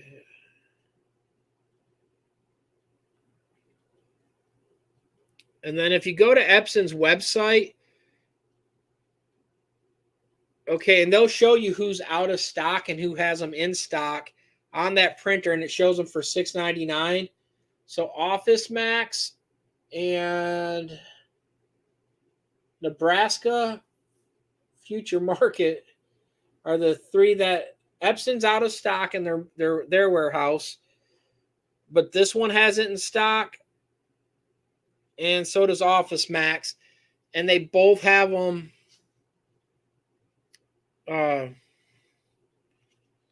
They both have them online. Like the Office Max has them right there too. There you go. Yeah. The 8550, I believe, is only a 13x19. Tucson. So no, you're right. Yep. So yeah, and like I said, it's the biggest thing. You just got to check online. Just make sure it's the 85. Like I said, and mine's showing me all the places that do have them in stock on the Epson website. You can check there also. And like I said, it's fairly accurate anyways. And then they also give you the numbers to call. But that would probably be the best route to go. Just because the ET15000, like I've told someone before, that's kind of like the unicorns anymore.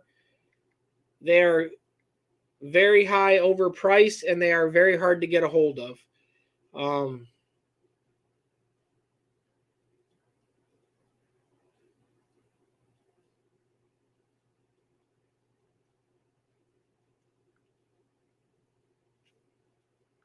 Trying to see if anyone does have them anywhere listed.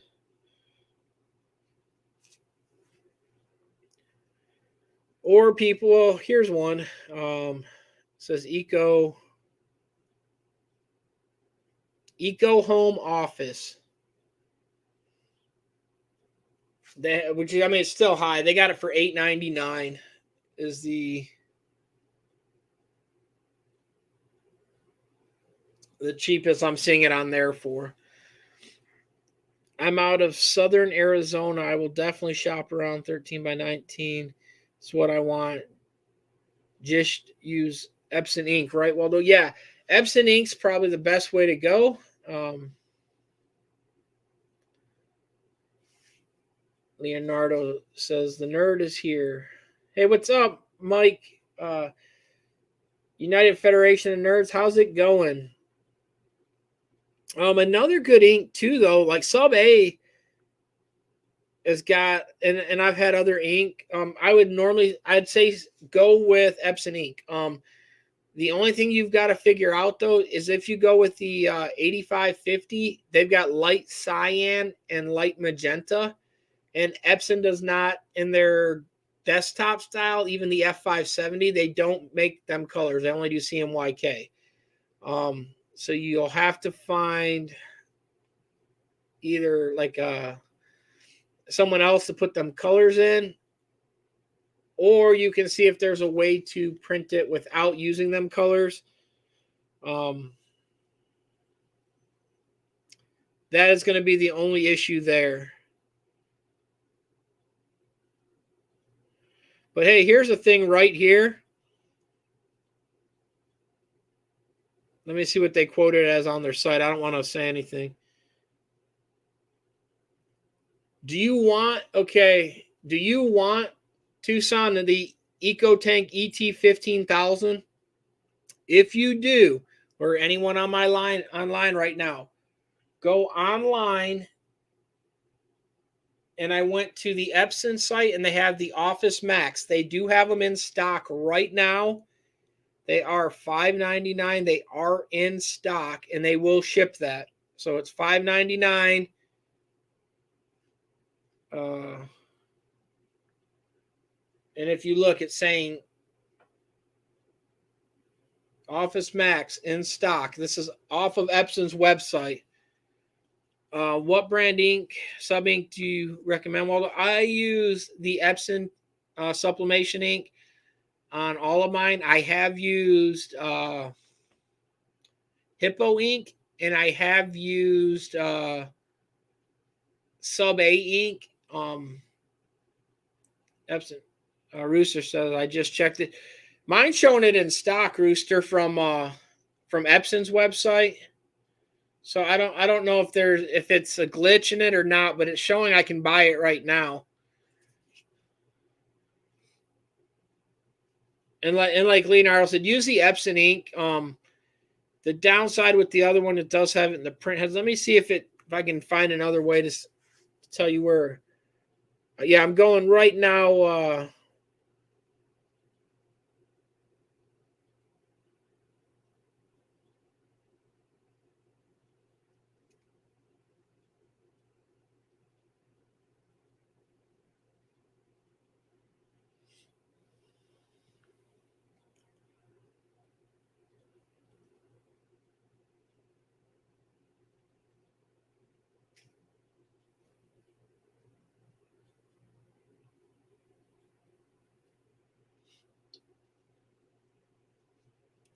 Yeah, Epson's website said they have it, but when I tried to put it in my cart, it's letting me put it in there, but it's not letting me pick my location.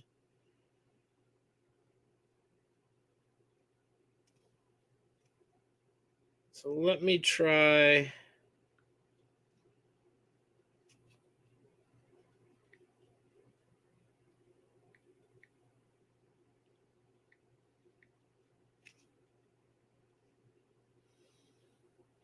Yeah, here's the thing. I'm from Michigan, and if I type in 48180, that's my old zip code. Northridge, Michigan has one in stock. Focus. One of one available in Northridge, Michigan.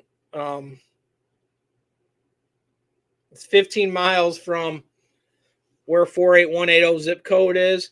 So they do have them. you might not find it in your area, and maybe that's why it's pinging on mine where I can enter other areas.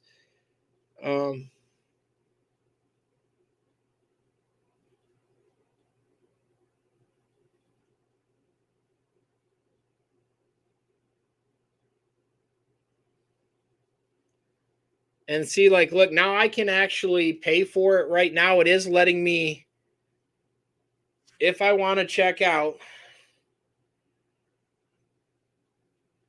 it will let me check out right now and buy it.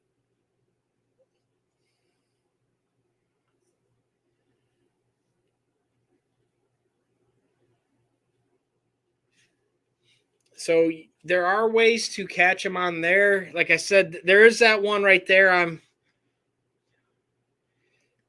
Now what you can do also, Tucson, is you can enter a zip. Like, did you set it up on there to do 100-mile range? Because that's what I did. You click the 100-mile range. And then what you could also try is entering, like, where you know another zip code in the area that's just outside of that range, and see if maybe one of them has it. Because like I said, it is letting me, and you can call this store tomorrow. Let me see if it doesn't have their phone number, but there is their address, the Office Max. You can actually call them and see about ordering and having it shipped. I know they do ship because I've bought this and actually had it shipped when I bought one the last time. So there is a way to do that. Yeah, and this is off 6 Mile Road in Haggerty Road. So there is ways to, and I wish, like, I'm not in Michigan right now, so I can't go get this for you, or I would. But there is ways. You just got to kind of type in other zip codes and all that, maybe in the area. And they used to, like I said, they used to have it where you could automatically have it shipped to you. It is not letting me change that. But they do have them. The Dell Technology, because I saw they have it there. The Dell Technology is a Dell computer company. So yeah, I mean, like, the other computer I built to use with my direct to film, that I bought that from Dell on there.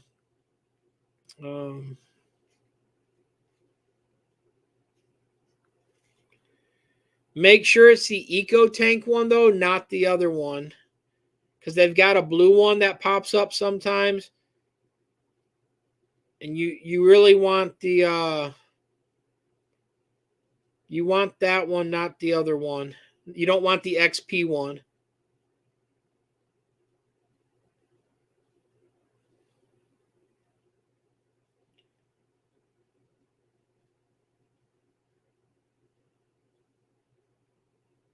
Yeah, then on eBay, they're kind of price gouging them. They're up there on price.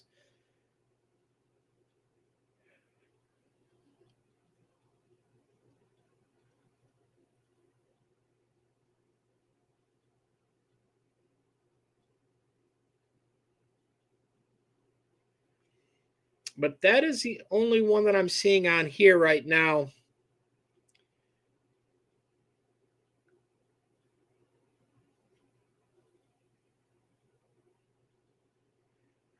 And then it's saying, it's got some weird one.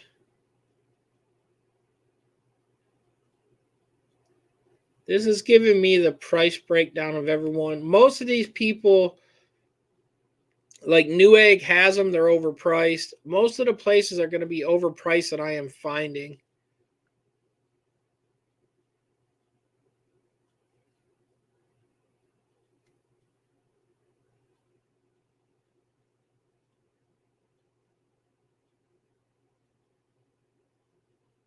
You can also hit the notify me button when Epson gets them in stock, and Epson will notify you when they have them in stock. That is the other option to do that. I really hate to say to do that because sometimes you're going to be waiting a while.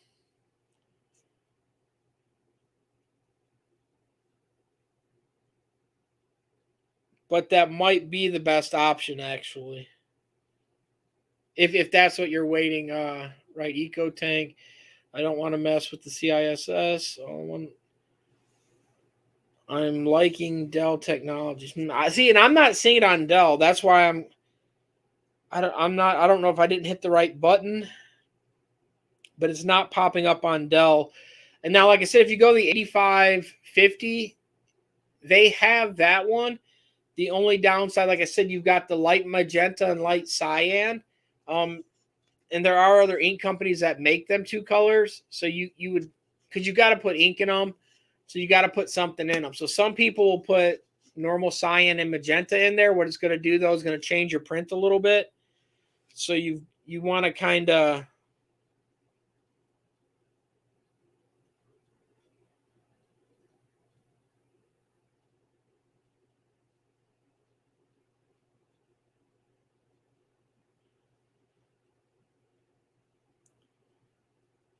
just want to kind of check that out before you do that. I was trying to double check this to see because it's kind of weird that they do have some there.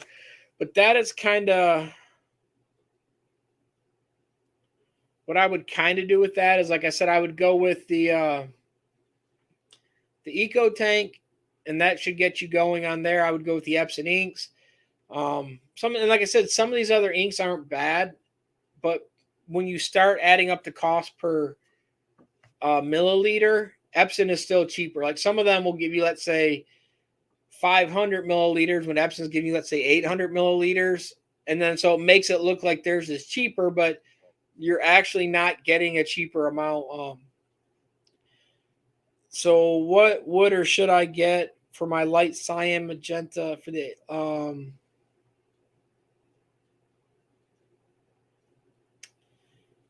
let me answer both. So what I would do for a light cyan and light magenta is, and I'll try to do the research and try to post it on another video for you, Tucson, is see how people, because I know people have put cyan and magenta in the other ones and just ran with it. I just know when you're using it, when it's doing the print profile and it's using that, it's going to think that light cyan is light cyan. So when you put a darker one in there, it's going to change the colors a little bit. So what I would do is, like, there are other ink ones, like Hippo Ink makes the light cyan and magenta. So does Sub A Paper. They make a light cyan and magenta. Some of these other people on here have used Cosmo Ink. They make a light cyan and magenta. I would probably just buy the cyan and magenta from one of them suppliers and put it in them two channels. Now up to Leonardo's question. Waldo, do you think the ET15000 could do DTF? No. The reason why I say no is the ET15000 is only CMYK. So the reason why people are using the 8550 is for that light cyan and light magenta channel, and they're taking them out and putting white ink in them. That's how they're doing the direct to films with that. That's why, and like I said, like if you were doing, let's say, a light color shirt, you could probably get away with using the 15,000 to do a DTF, but you're not getting the white ink. So there's no way to get that white ink. Eric says Epson makes sublimation ink for the ET15000. They don't make it specifically for the 15,000, Eric. What you do is, in my one video, you just actually you take the top off of the ink that they send you and you put it on the, I think it's the M29 bottle, and that the M29 is for the 570 and it's for the 170, the F170, the F570. So what you would do is you just unscrew that lid and it will fit in there. Do not put even when you're doing the boot up, do not put the normal ink in. Only put sublimation ink, or you'll have to try to find a way to get it all the way out. But they do make the sublimation ink, Eric. You just use the one that they make for their sublimation printer, the 570 and then the 170, and it works great. There's no issues there. I know it's CMYK. I didn't want any white. So you could use that, Leonardo. The only thing, too, though, is some of these pigments,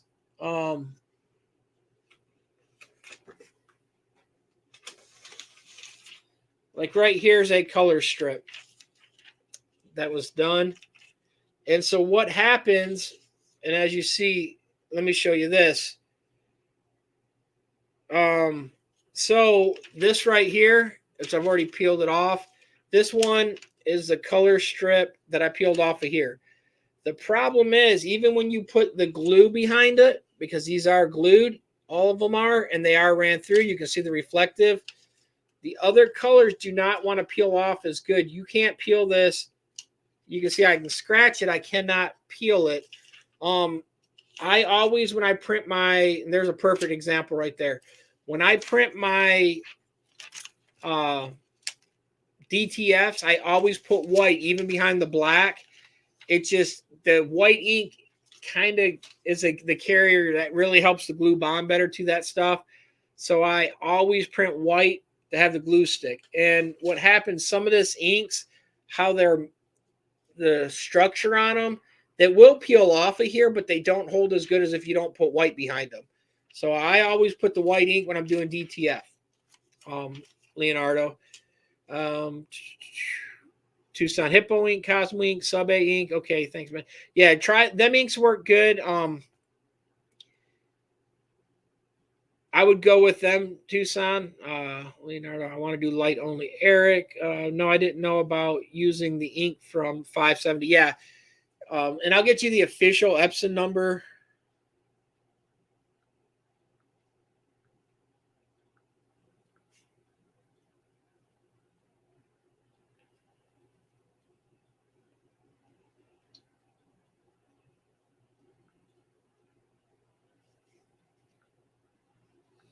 Let me do it this way. Epson F570 ink, which I knew it from. It's going to be T49 ink is what it's called. And T49 ink, they all have a set minimum advertised price, so it's all going to be $24.99 for the bottle sizes. You can get it from any of the places. So hope that helps you, Eric.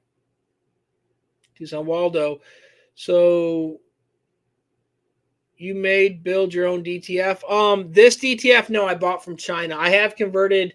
I've done DTG printers back in the day. But I've got a large format DTF printer, Tucson, that I print. I do. This is one of my clothing ones. I do my own transfers for me, and we do sell some of them, but we do like all the big.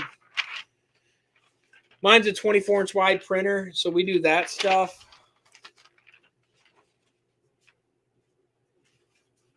And we do like tag prints and all that, but we do a lot of larger printing. This is one I did for Pam. Can you share and show us how you did that? Just had to ask. Thanks. That's no problem.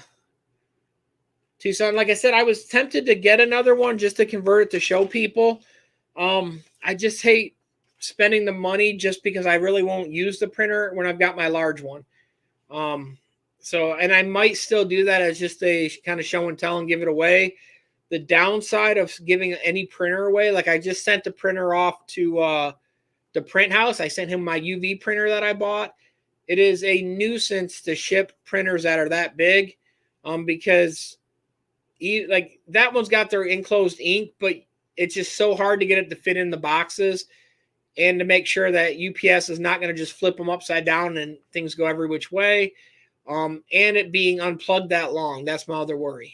like the other one's a UV printer. So you need UV light to dry the ink. It's in a black, or it's a wood crate that I sent it in. So it should be fine for the print house, but it's one of them things you always got to worry about that. So it's hard for me to do a giveaway for a printer that I've converted, because it's hard to ship it. It's just they don't ship good with the inks. Waldo bought a pre-made DTF. Yeah, mine's a pre-made one, came from China. I have one, but I'm not ready for the volume.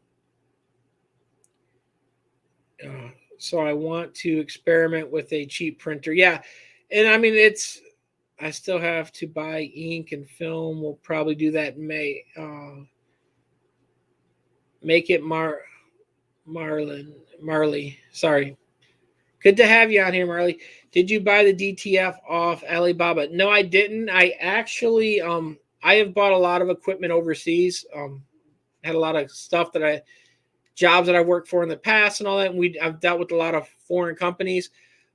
It's one of the companies I've met. And I will have a video hopefully this week, Marlon. And I'll give anyone his information. He answered, like, I called him last week during the live. His name's Jeff, and I will post his WhatsApp and his number and all that for you guys. The printer, the market's changed. I've had that printer a year and a half now. So shipping has gone up dramatically compared to what it was. But all in, I was in 15,000, but I went with enough rolls of paper to do me, like, the printer by itself was, I think, 6,500. And last week I said it, so I could be wrong. I think it was right around 6,500 I paid for the printer by itself. And then I've got the shaker with it, that shakes the powder, and it's a conveyor dryer that dries it.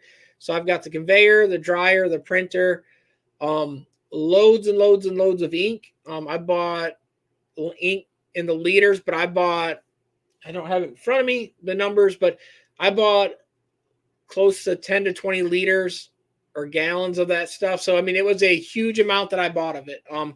So that added up on my bill. I had my ink budget alone on there was $2,000 to $3,000 worth of ink. The paper was even higher.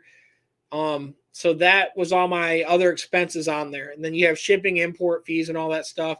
But all in with all that stuff, I was in 15,000. You can get it cheaper by going less amount of inks. You also do have to remember, when you buy ink direct from them, it's cheaper than if you buy ink here in the States.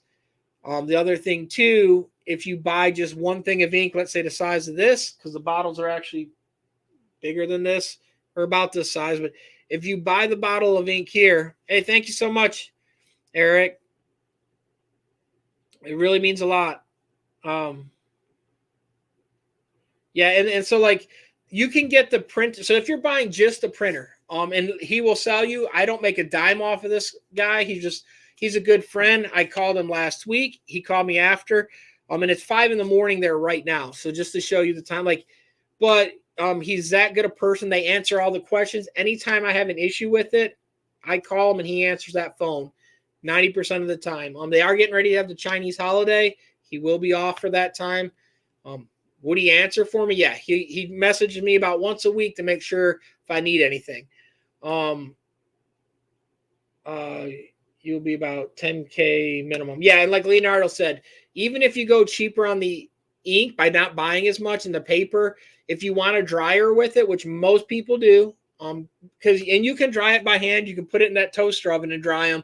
You're better to use the big conveyor. But you'll be in about 10 grand. So you're half the price of what you are compared to buying one from an American company. The other thing too, almost all of them are made over there. Even the Muto one that came out, Muto's made over there. So all it is you've got the U.S. support if you're buying one in the U.S. So that's a little bit nicer. They're going to be open Monday through Friday, let's say 8 a.m. till 6 p.m. Them are going to be their hours of operation, the U.S. people. China's not open them hours. So what you end up having to do is if you need to get a hold of them, literally China works for me at 8 o'clock at night till about maybe around noon the next day. They do have a different time because they're 12 hours of difference or something like that. So there is that factor on that. DTF looks to be the future of garment decorating. Yeah, I really think it's going to replace a lot of the stuff because they're simple to print. The feel is, I think, really good. They hold up amazing. And then the cost, because like literally when I print these, I am at as low as 15 cents for a print up to 50 cents, depending on what, because the biggest thing, like Rye did a thing in the video at the expo, and they all gave him the price. The highest price was 85 cents. What's going to vary is your ink cost and your paper cost. That's your two major factors in it. I would not deal with Brother Ernest Tucson, and here's why. All it is an Epson printer he's converting. That printer is a used printer because they don't sell them anymore. They discontinued that model. McLeod does the same thing. They both use that same printer. He just recently, Ernest did too. He had that video where the guy had a clogged print head. Ernest always kept saying them printers don't clog. That one clogged because I guess the customer didn't use it. But it does, like, it's got its limitations. There's nothing wrong with it. But if you're gonna buy something,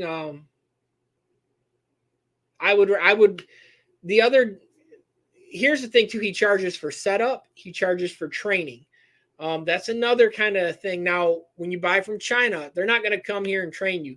They will train you over the phone, and they will help you get it set up. They do not charge for that. Like I said, I can call him, and I tried calling him last time, and he was driving because right now it's 4 to 5 in the morning there. So I hate to call him again just to show that, but he will answer most of the time for me, and he will help me out and get anything set up.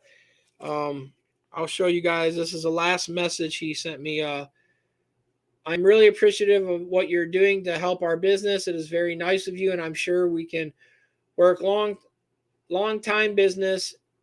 You can sell our machine. You're very friendly friends and customers.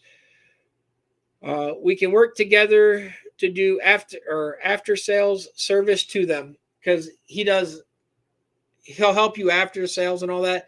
But he's very good. And like I said, I don't get a dime off of it.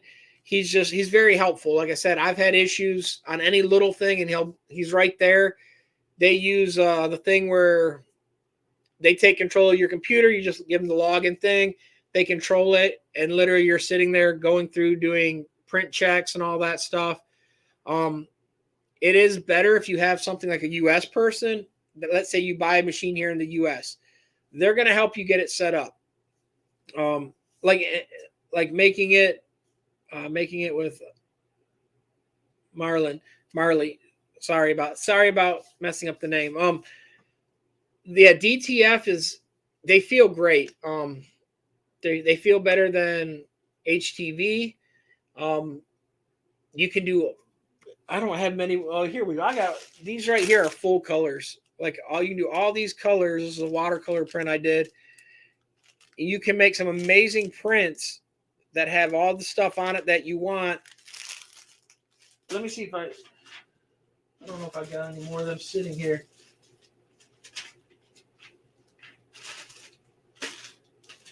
That I don't. Oh yeah, I got one right here. And I still got some sitting over here. This is one that we did in whiting for a messed up one, but you can see all the color I have in there. So like the nice thing, you can have it here.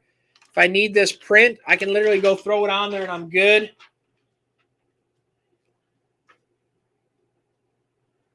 Oh, Marilyn. Hey, see, when people give me descriptions like that, like Marilyn Monroe, I pick up on it. I'm dyslexic and I'm horrible at reading. China training, you have to be patient and willing to learn. Yeah, like Leonardo said, it's and even when I seen that, I'm horrible at reading, but literally they speak broken English. it is required over there for them to learn English. So they all know English. It's not always the best. They don't understand our slang. They don't understand some of our wording. But if you do have the time to listen to them and kind of communicate, they can get you what you need and they can get it worked out. Like I said, I've gotten really good with him. And a lot of times what we end up doing, we'll use the WhatsApp. Like he'll push the button and like, here's the, that was his message last time. I'm driving about 5 minutes, okay? So you can hear, I understand him. It takes a little getting used to. But what we end up doing a lot of the times when we were setting things up, I would literally, let me see if it opens. I would literally send him a photo of something, and then he would literally message right back. And I was like, okay, do I change this one? And then he would be like, okay, save it as, like, he answers it that way. It was quicker to do that on some of the things, like when I've gotten used to him enough working with him, than it has been for me to say, hey, just let's do a video chat. I've done video chats with him, but a lot of times too, when you're doing these prints or you're setting up a machine, you're going to print the whole image and then you're going to readjust something. So it can take 3 to 4 minutes, because the other thing too, they do bi-directional printing and the printers go all the way across. So what happens, first you set it up to do unidirectional printing, so one way, and then you set it up to print the other way. So then you know where the alignment is. And then you come in and adjust the bi-direction after you know both of them. And it can be a little frustrating, because the other thing too, you've got 2 print heads in there, where the Epson's only got 1 print head. The Epson that Ernest and them sell, it's got 1 print head. It's nice in that matter. You don't have to worry about adjusting the white ink because it's all in 1 print head. More print heads you have, the faster you can go. It's that simple. It's been around. Like if you have Mamakis, Mutos, and all that, they all run multiple print heads. Okay, my brother, real old school. What field you are in primarily?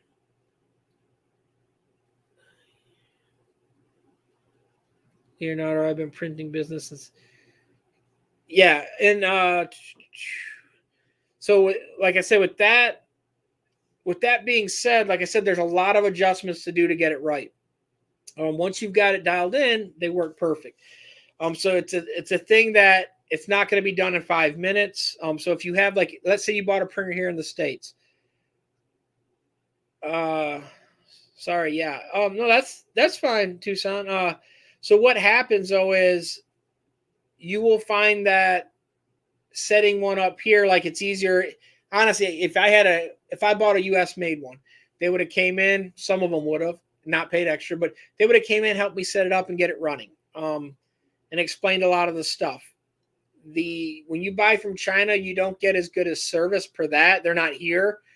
So it's a lot of them telling you what to do. So if you're good at understanding that stuff, it works great. If you're not, it can be a nuisance and a headache. And like I said, so it's one of them learning curves. So you just got to factor in what is better for you, Marilyn. Like, is it better to have the hands-on training where someone can actually be there in person, or is it better to have? Are you fine working? And the other thing too, they're not there during the day, so it will be night or early in the morning. Are you fine with that training? If you're fine with that stuff, you can save almost half the price by going with China. And that's kind of the way I did my embroidery machines from China. And so far I've had good luck with every equipment, my heat press from China, all of them. I've had good luck. Like I said, it's a learning curve, but like, even like the people that were buying the Audreys and all that, they run into issues. These people so far, every problem I've had, they've been able to work it through. I told them I wanted the i3200 print heads. That's when, at that time, people weren't really putting them in. Now that's the print head to have in them. So it can be a plus, because like I said, I got the newest print heads in it before people were using them ones here even. So you can get stuff that they don't really have here yet because no one even thought of that. And it's kind of like the only one that's more cutting edge is the Cobra one, Cobra print one. The Cobra print one has powderless glue. So what it is it's got another print head, or they're splitting the second print head, but they've got a liquid glue that goes on top. That makes it even thinner than using the powder. And so the other advantage with that too is you still got to run through a dryer, but you don't got to run through a shaker. So it can be a smaller unit. The downside though, if something happens to that, now you're out there, and you've got another print head if that white clogs on there. That printer has got to be ran every day. Mine should be ran every day. I have left it over weekends and not ran it, and I've been able to flush it out perfectly fine. I have left it a week before when I went on vacation. So it's one of them, kind of be cautious, but you can get away with doing a lot of things. Marilyn says, I'm a night owl, so that's not a problem. Yeah, and that's the thing too. And like Leonardo says, invest wisely. Just don't buy the little. Yeah, and like Leonardo said, that there's a lot of them that people are converting, like the L1800s. And there's nothing wrong with that. The only problem is that print heads are not made for that, and neither are some of these other print heads, but they are designed for more corrosive inks. So what's going to happen is on that, there's a good possibility, like a good example. If anyone's watched Ya Dig, she has on that one, she went through like 2 or 3 print heads on that printer already. Because the print heads, even the membrane, they're not made for that. They don't have dampeners on it, and a dampener is a big thing. The ink's stored in there. You can replace the dampener. It's a pre-item on before the print head. Desktop ones don't have, not all, some have dampeners, some don't. But if it doesn't have a dampener, that's the ink's going right to the print head, and so it can be ruined a little bit quicker. Leonardo, thank you. DTF is good to get into small to medium volumes, but you need to run. Mine is waiting on the cruise line to open. Yeah, and that's the other thing too. Like, you've got to use them no matter what. They are not something just to sit around. And like I said, I've let it sit. I've got it auto circulates up top, and it runs it through the print head, and it does an audit, since the printer's always on. It does a misting system. So every so many hours, it's misting that print head into the thing to keep the ink head wet. Where a desktop one might not do that. So if you build a desktop or buy a desktop one, remember you're going to have to do a lot more maintenance if you let it sit in less time than you would on a bigger one. Yeah, no problem, Tucson. Like I said, I try to explain to people. Like I said, I've got a lot of equipment. I've been in this business a long time. If you go back and look at some, like I've got direct to film video or direct to garment videos over 15 years ago on here on my Facebook page, where I bought Chinese equipment before Epson and all them made direct to garment machines. And I've been doing it that long. I've had an Epson machine. But I've had a lot of just different things and kind of tested it all. I don't think it's worth a big investment for me. I'm actually getting embroidery machine instead, Rooster says. And that's the thing too. They're high maintenance, even on the big ones. But you are limited to, like, even if you bypass a lot of like the print cleaning site, like, because it will print clean every 100 print strokes. So there and back.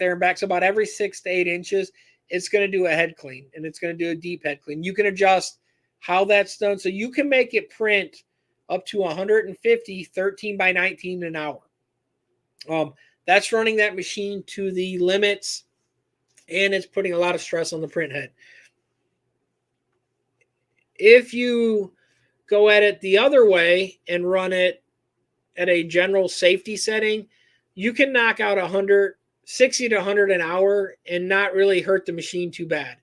But what's going to happen, like if you try to do a lot of orders for people, you're going to eventually find out one printer still won't keep up. Now, Is 100 prints an hour good for a personal use? Yeah, if you're screen printing manually, you're never gonna. You can do 100 prints an hour, but you're not gonna sustain that for 8 hours straight. Your arms are gonna get sore. You're gonna have to take a lunch break. The machine would run that continuous, 8 hours continuous, no problem. No, it's not gonna complain and be tired. Would love you on the Discord.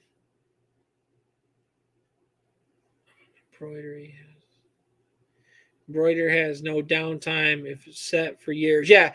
And that's the other thing too, Leonardo, like embroidery, like for instance, I haven't ran nothing in 2 weeks on my embroidery machine. It's sitting there. It's not hurting it. Nothing's going to affect it. I've got the dust cover over it to keep the dust off. And literally when I go, I've got stuff to run tomorrow on it. I'll oil it with the auto oiler, oil a few spots, and it will be fine to pick right back up. DTF, I could not do that. I couldn't let it just sit weeks on weeks. So if you are looking at getting into DTF, remember they can't sit long. Sublimation's a little bit more forgiving on a printer. Waldo, you need to join the Discord also. Good information on there. Yeah, send me the thing, Leonardo, and I'll join it. I've been on a few of the Discords that for other people's.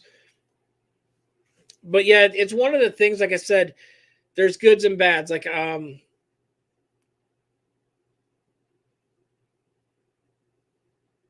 Derek from the print shop has one. Yeah, and like I said, there are pluses and minuses. Like I said, the nice thing, like if you're going to do, or if you've got a shop where you're doing a lot of your own stuff, or you want to be creative and create a bunch of different lines of shirts, it's awesome to have your own DTF, because now you're getting almost the same price as a single color transfer. So like a 15 cent, 20 cents transfer, that's hard to beat a full color thing. You're not going to be able to screen print that, because the cost of screens, even if you're screen printing yourself, you got about $5 on a screen, the chemicals, you're reclaiming a screen, but you still got to buy a screen to begin with. It's $20. You got the emulsion, all this other chemicals. So you're going to tie up at least every time you use a screen, when you reuse them and all that, you got about $5, $3 to $5 in chemicals that are going on that screen every time to clean it, reclaim it. So you've got that you're adding into the first print. So if you're only printing 2 shirts, now you got $250 in that shirt, in each shirt that you've done. Now the number goes down dramatically so if you've got 10, now you've got 50 cents in each shirt. So like the number goes down really quick in screen printing the more you print. But if you're only printing 1 or 2, that's where DTF blows it out of the water, and you can do full color. And that's only 1 color. So if I'm screen printing, now I've got 2 screens. Now I've got $10 tied up in it. The numbers it's dramatically higher every time.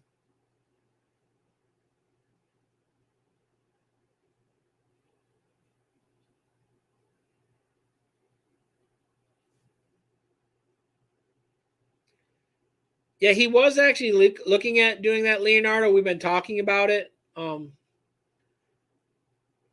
Like the biggest thing for him, though, that he was saying too, is like, even because it is the turnaround time, sometimes he needs it less than a week. I ship out fairly quick, but it can be a delivery issue because, like, for instance, my post office was shut down Friday because of the ice storm. And I only ship priority mail on them just because that's the cheapest, easiest way. US or UPS, the cheapest UPS cost is like $10. So it's USPS is the cheapest, and it's a 2 or 3 day. But it's still one of the things, they never always get it to you when you need it. I've overnighted early delivery a package to Rye, and it did not get there when it needed to. He had to go pick it up. Shipping can always be the kind of the Achilles tendon of a job. I mean, it can be the crippling thing that throws everything off. So it's hard if you're needing something right away to get something done. I hope that's been helping answer everyone's question. Like I said, we've got videos on a lot of this too. If anyone has any questions, we also explained how, like this company, which is TKO, and then Supercolor, we've got videos explaining how they print. I have done their print method also too. And then the other method too, but the paper's gone up so high, is you can do these. These are done the same way that Supercolor and TKO is done. You can use a laser printer. You've got to use this special paper by DST.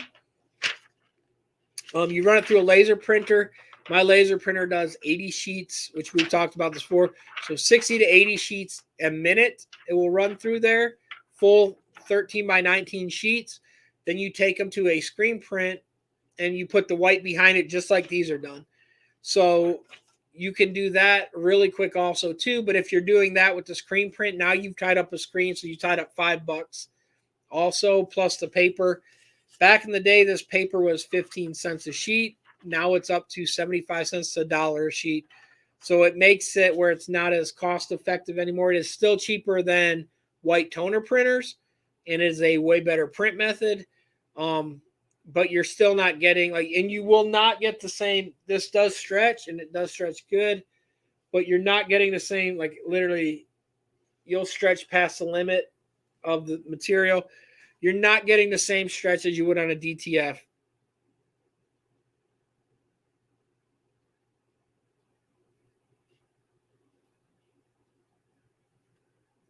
You are right, Waldo. Yeah, I'm fine.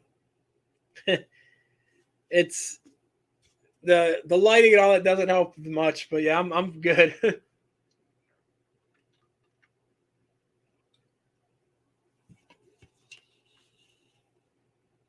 But yeah, there are multiple methods, and like I said, there's things too. If you have your own equipment, you can kind of get creative and do halftones, like a lot of people seen. So then it's even softer, but so there are advantages to having your own. I've done conversions on small ones. I've done DTFs. Just knocked out 6 banners.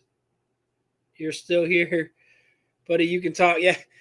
Hey, just remember the other day, we talked for I don't know how many hours. Can't remember. Yeah, I can talk if we get to talking on a subject. But yeah, you can find out really quick. Some work better than, like I said, depending on what you're wanting to do, how much you want to pay. Like I said, I prefer having my own machine. I honestly would have loved to when the Cobra system came out. And I've tested some of their prints. I've seen it before the ISS show. They do have some amazing stuff. But even too, it's like one of them things is I looked at before I got back into even getting the DTF, because I remember DTG stuff, and I knew that you have to use that stuff. So I got it set in my mind that, we know, brother, you can have 10 people here and we can be on here for 6 hours. Yeah, Leonardo, he's HP latex. Yeah. And so, like I said, it's one of them things that, like, I looked at that knowing that going into it, I was going to have to keep volume up. But we were doing, like I said, I do other printing for other people.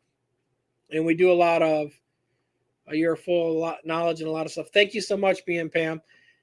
And so, like, to me, it's like if I'm doing other lines for people, or if I do little one-offs for a lot of the local people, the musician people and all that, you can give them a full color print, where before you're limited to either ordering it online and then you run into the turnaround time, which can be, some of these people, they need it in less than a week. So it's hard to do orders online to get it that quick, because you can never guarantee it. And then sooner or later, the orders will pick up. You're going to have to decide, is it better to do it in-house or sub it all out?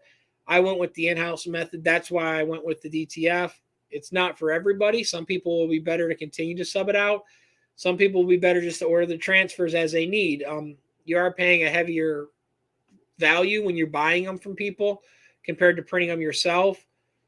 But the downside about buying them yourself or printing them yourself, you've got that huge investment. Like I said, when I did it, it was about $15,000. Prices changed a little bit.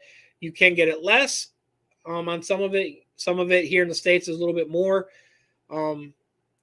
But they're, like I said, it's cutting edge thing. So 6 months down the line. The other thing too, if a print head goes, them print heads, even in mine, will go.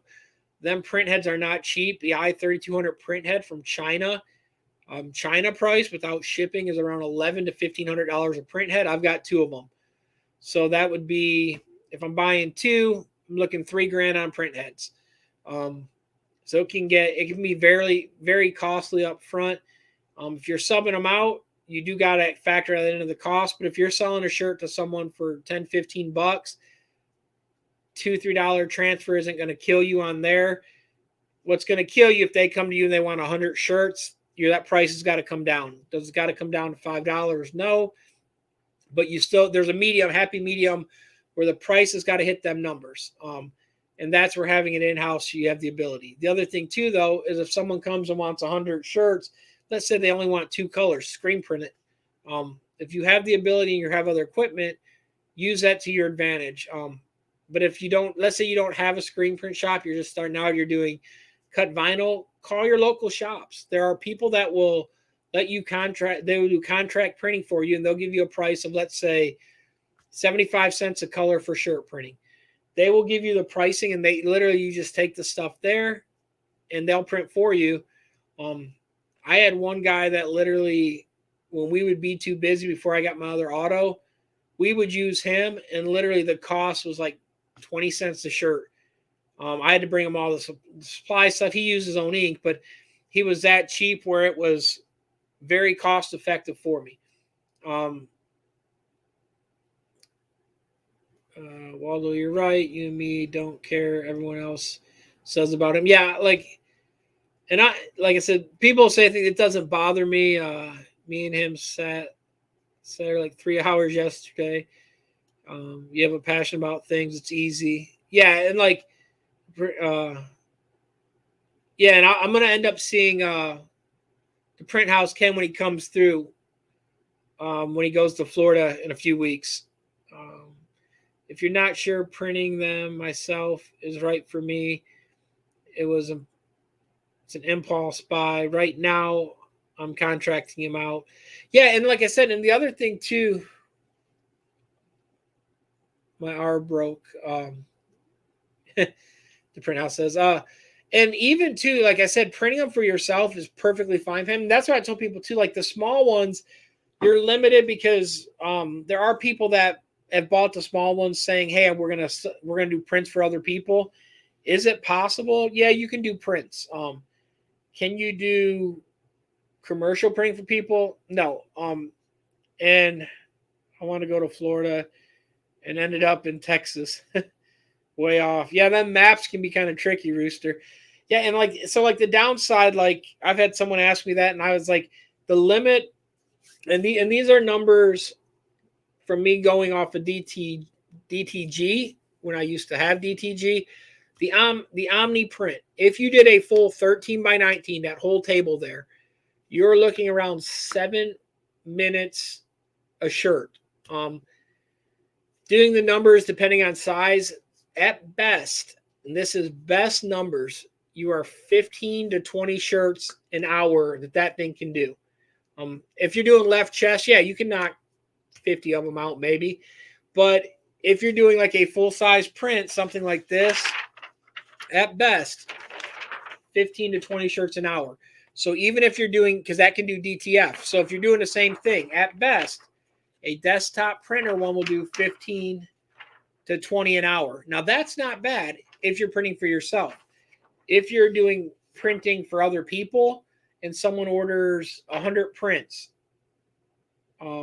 let's say you're doing 20. So now you got 5 hours tied up to get that number. And then that's not printing for yourself. But if you're just doing stuff for yourself, that is perfectly fine.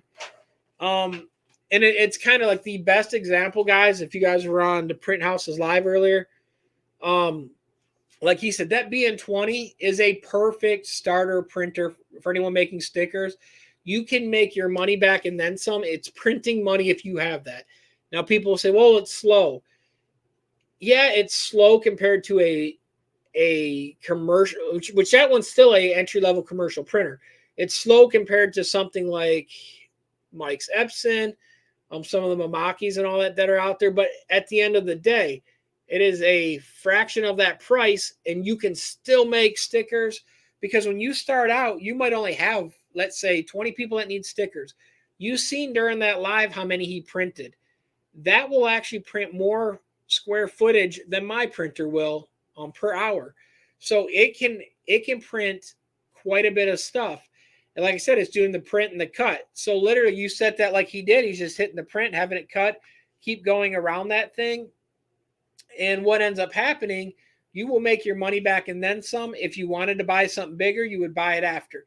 That is an awesome starter printer to get your foot in the door if you want to start making stickers, because most people don't have the money to go drop 15 to 20,000 on a larger printer like a Mamaki or a Muto or an Epson, and the sky is the limit. It will go even higher depending on how wide you want to go.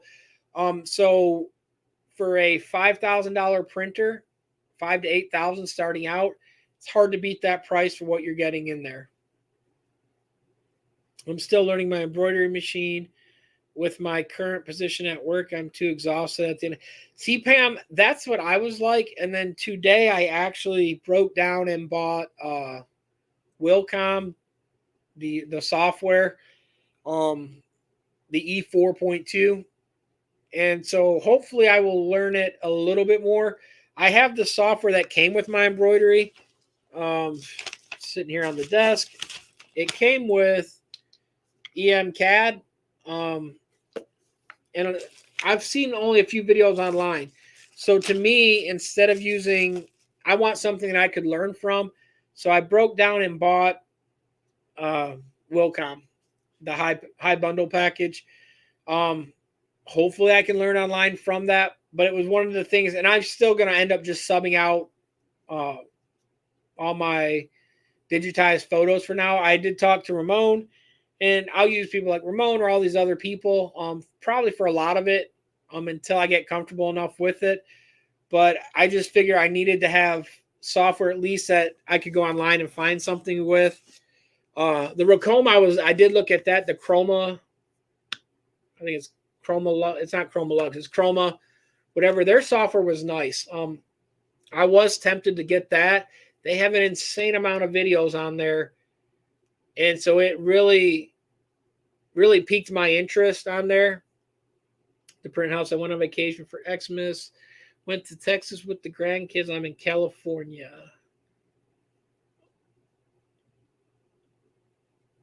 But yeah, and so that's what I was looking at, Pam. And like I said, I just got a good deal on the Chromolux. Okay, yeah. And I was really piqued on, because man, their videos, they've got awesome videos explaining how to, like, they're people too that do their videos on the YouTube. They cover everything: how to do puff, how to do 6 mil puff, where they did that 6 mil puff hat. He goes over everything. I loved their presentation. I just didn't want to spend that much. I still spent a lot on the Wilcom. But I went with Wilcom just because everyone said that's the one to go with. So I went that route. But given the chance again, I definitely would like to get the Chromolux. Their, what is it, the Plus package or whatever, their highest one that has all the kind of bells and whistles on it. I would like, because I like their video presentation, how they do the demos. Today I was watching some of the Wilcom videos, and the Wilcom ones, they were okay, not as good as the Racoma. Racoma's on point on their demonstration videos. I'm not paid by Racoma. I don't have a plug down below here like a lot of people do. I am very impressed with their service on things, and their video presentation on how they have things. Like, they've got an amazing amount of videos. If you're having any issues with the stuff, they do cover it really good. We're opening a new shop in Texas really soon. That's going to be awesome, Rooster. Hey, guys, I've been on here 2 hours, 39 minutes, and 13 seconds and counting. If there's any other questions anyone has tonight, let me know, and I will try to answer them. If not, I'm gonna hop off here because I haven't ate yet tonight, which is horrible because I dropped that weight. But I'm probably gonna eat something. But if you eat right before you go to bed, of course it's bad for you. Your body's gonna store it as fat. Laura Estrada, Chromolux, pretty basic. Wilcom is the best. Yeah, and I that's why I went with it, Laura. But the big thing too, I like their videos that Chromolux has out there. Because literally the stuff that I'm doing, I mean, it's mostly puff is what I want to do. I don't want to do like the big jackets or anything. I just want to do the basic stuff more or less for me. I got that 2-head machine, and I love their video demonstrations. The Wilcom, everyone's like, you'll love it. And I tried this morning to mess with it a little bit, like to import some of my files. And I was like a chicken with its head cut off. I just running around looking for videos to find, because it's big on using what is that? It's a green color. I use Adobe products. So I use Illustrator and I use Photoshop. It's big on Corel. Wilcom is, and I don't run I don't run Corel on this computer. So for me to even import my DXF files or my vector files, it was not reading them as vectors. So I've got to figure that out. That's where I was kind of disappointed. Thanks for the information. Marilyn says, yeah, no problem, Marilyn. Marilyn, any question you ever have, you can hop on a live, message it. You can put it in the thing. I always get back to people on any video. Whatever the question is, I always will help answer it. My email is also down below in the questions and comment thing. You can shoot me an email. I will answer it and help out as much as I can. I don't mind sending people, like I said, the Chinese links or anything. I'll give you their contacts. I don't mind helping anyone. I like to help people. I like to see people succeed and do well in this industry. There's plenty of room for everyone. Illustrator's okay with DXF. Yeah, and see, I even exported as a DXF, Leonardo. Then I heard someone say protein shake.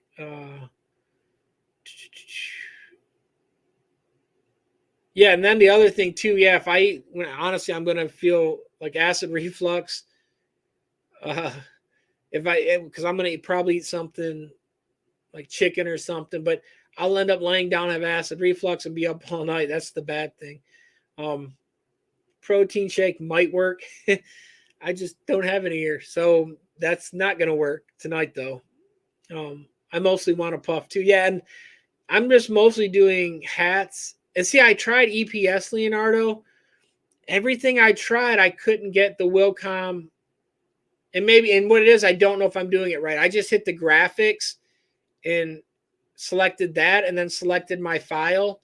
And when I did, because I was trying to do the auto digitize just to get some simple kind of knowledge behind me to see, because Ramon was like, yeah, just drop it in there, do the auto digitize, and you can change from satin stitch, you can change it all up that way. And I tried that. I just couldn't get it to auto digitize it for me. So I'm kind of stuck trying to find a good video without using Corel, because I don't have Corel on this computer that it's on. So I'll try that again, Leonardo. I'll see if I can get it to read the EPS maybe. Racoma videos are great, and you can always watch your personal trainer video also as well. Yeah, and seeing that's I was kind of SVG. I will definitely try the SVG Leonardo and see if that one helps it. Because that's the thing. Like I said, like Pam was saying, like the Racoma stuff, man. They went through and showed like 20 videos. When I look at Wilcom videos, I've Googled it or typed in how I thought, like AI file to Wilcom, and I wasn't getting a good kind of way to import that file. Or the ones I was getting, they were like 8 years old and they weren't using the same one I had. And then the other thing is, some of the things, I don't know where the button layouts are. So that's my dilemma there. Slept a little bit. You guys are still here.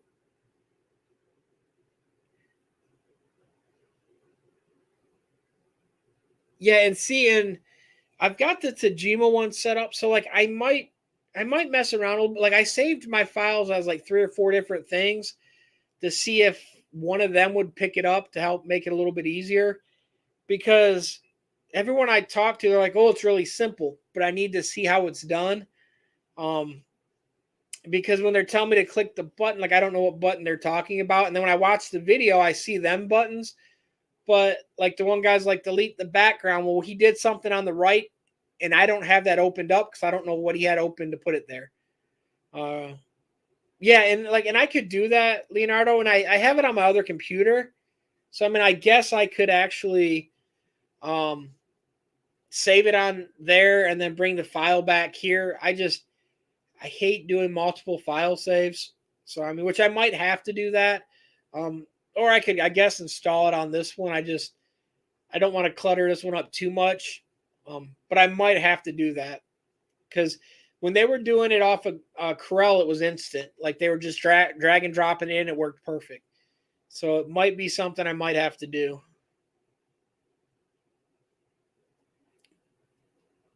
Same thing as the Pro.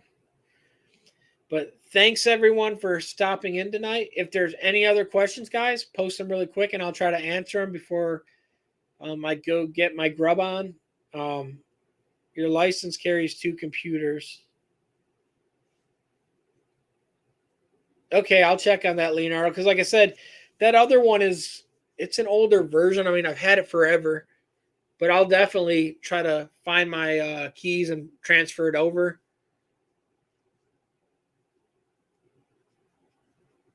Because like I said, I know they say that works better on there. Guys, also one last thing, and try to plug everyone I do. But if anyone's interested on BN20, guys, go check out the Print House's live that he had tonight. He's got 3 videos in a row this past one too that he covers on the BN20, printing a lot of things. But he did a questions and answer tonight, guys. It was very good, very informative. Just remember, you can't change the name of the video when you're live. That's the only thing you can't do. And he found that out. But other than that, the Print House did a great video. Covered a bunch. He did the bean from up in Chicago, the polished bean that's there. So check that out, guys. Like I said, if you got any questions, I will not go orange again because I look pale as can be, and I'm not that pale. The orange didn't do me good, apparently. But again, guys, thank you so much. If you haven't gave it, I can't even see how many thumbs up, but if it was informative, give it a thumbs up. Thank you, everyone. Thank you for the super chat earlier. For that, when they did that, I am very grateful for everyone. Again, guys, like, subscribe, follow. If you have any questions, leave them down below. Email me, text me, whatever. I will answer you guys. And thank you guys so much again, guys. I am Waldo. I'm out, guys. Thanks.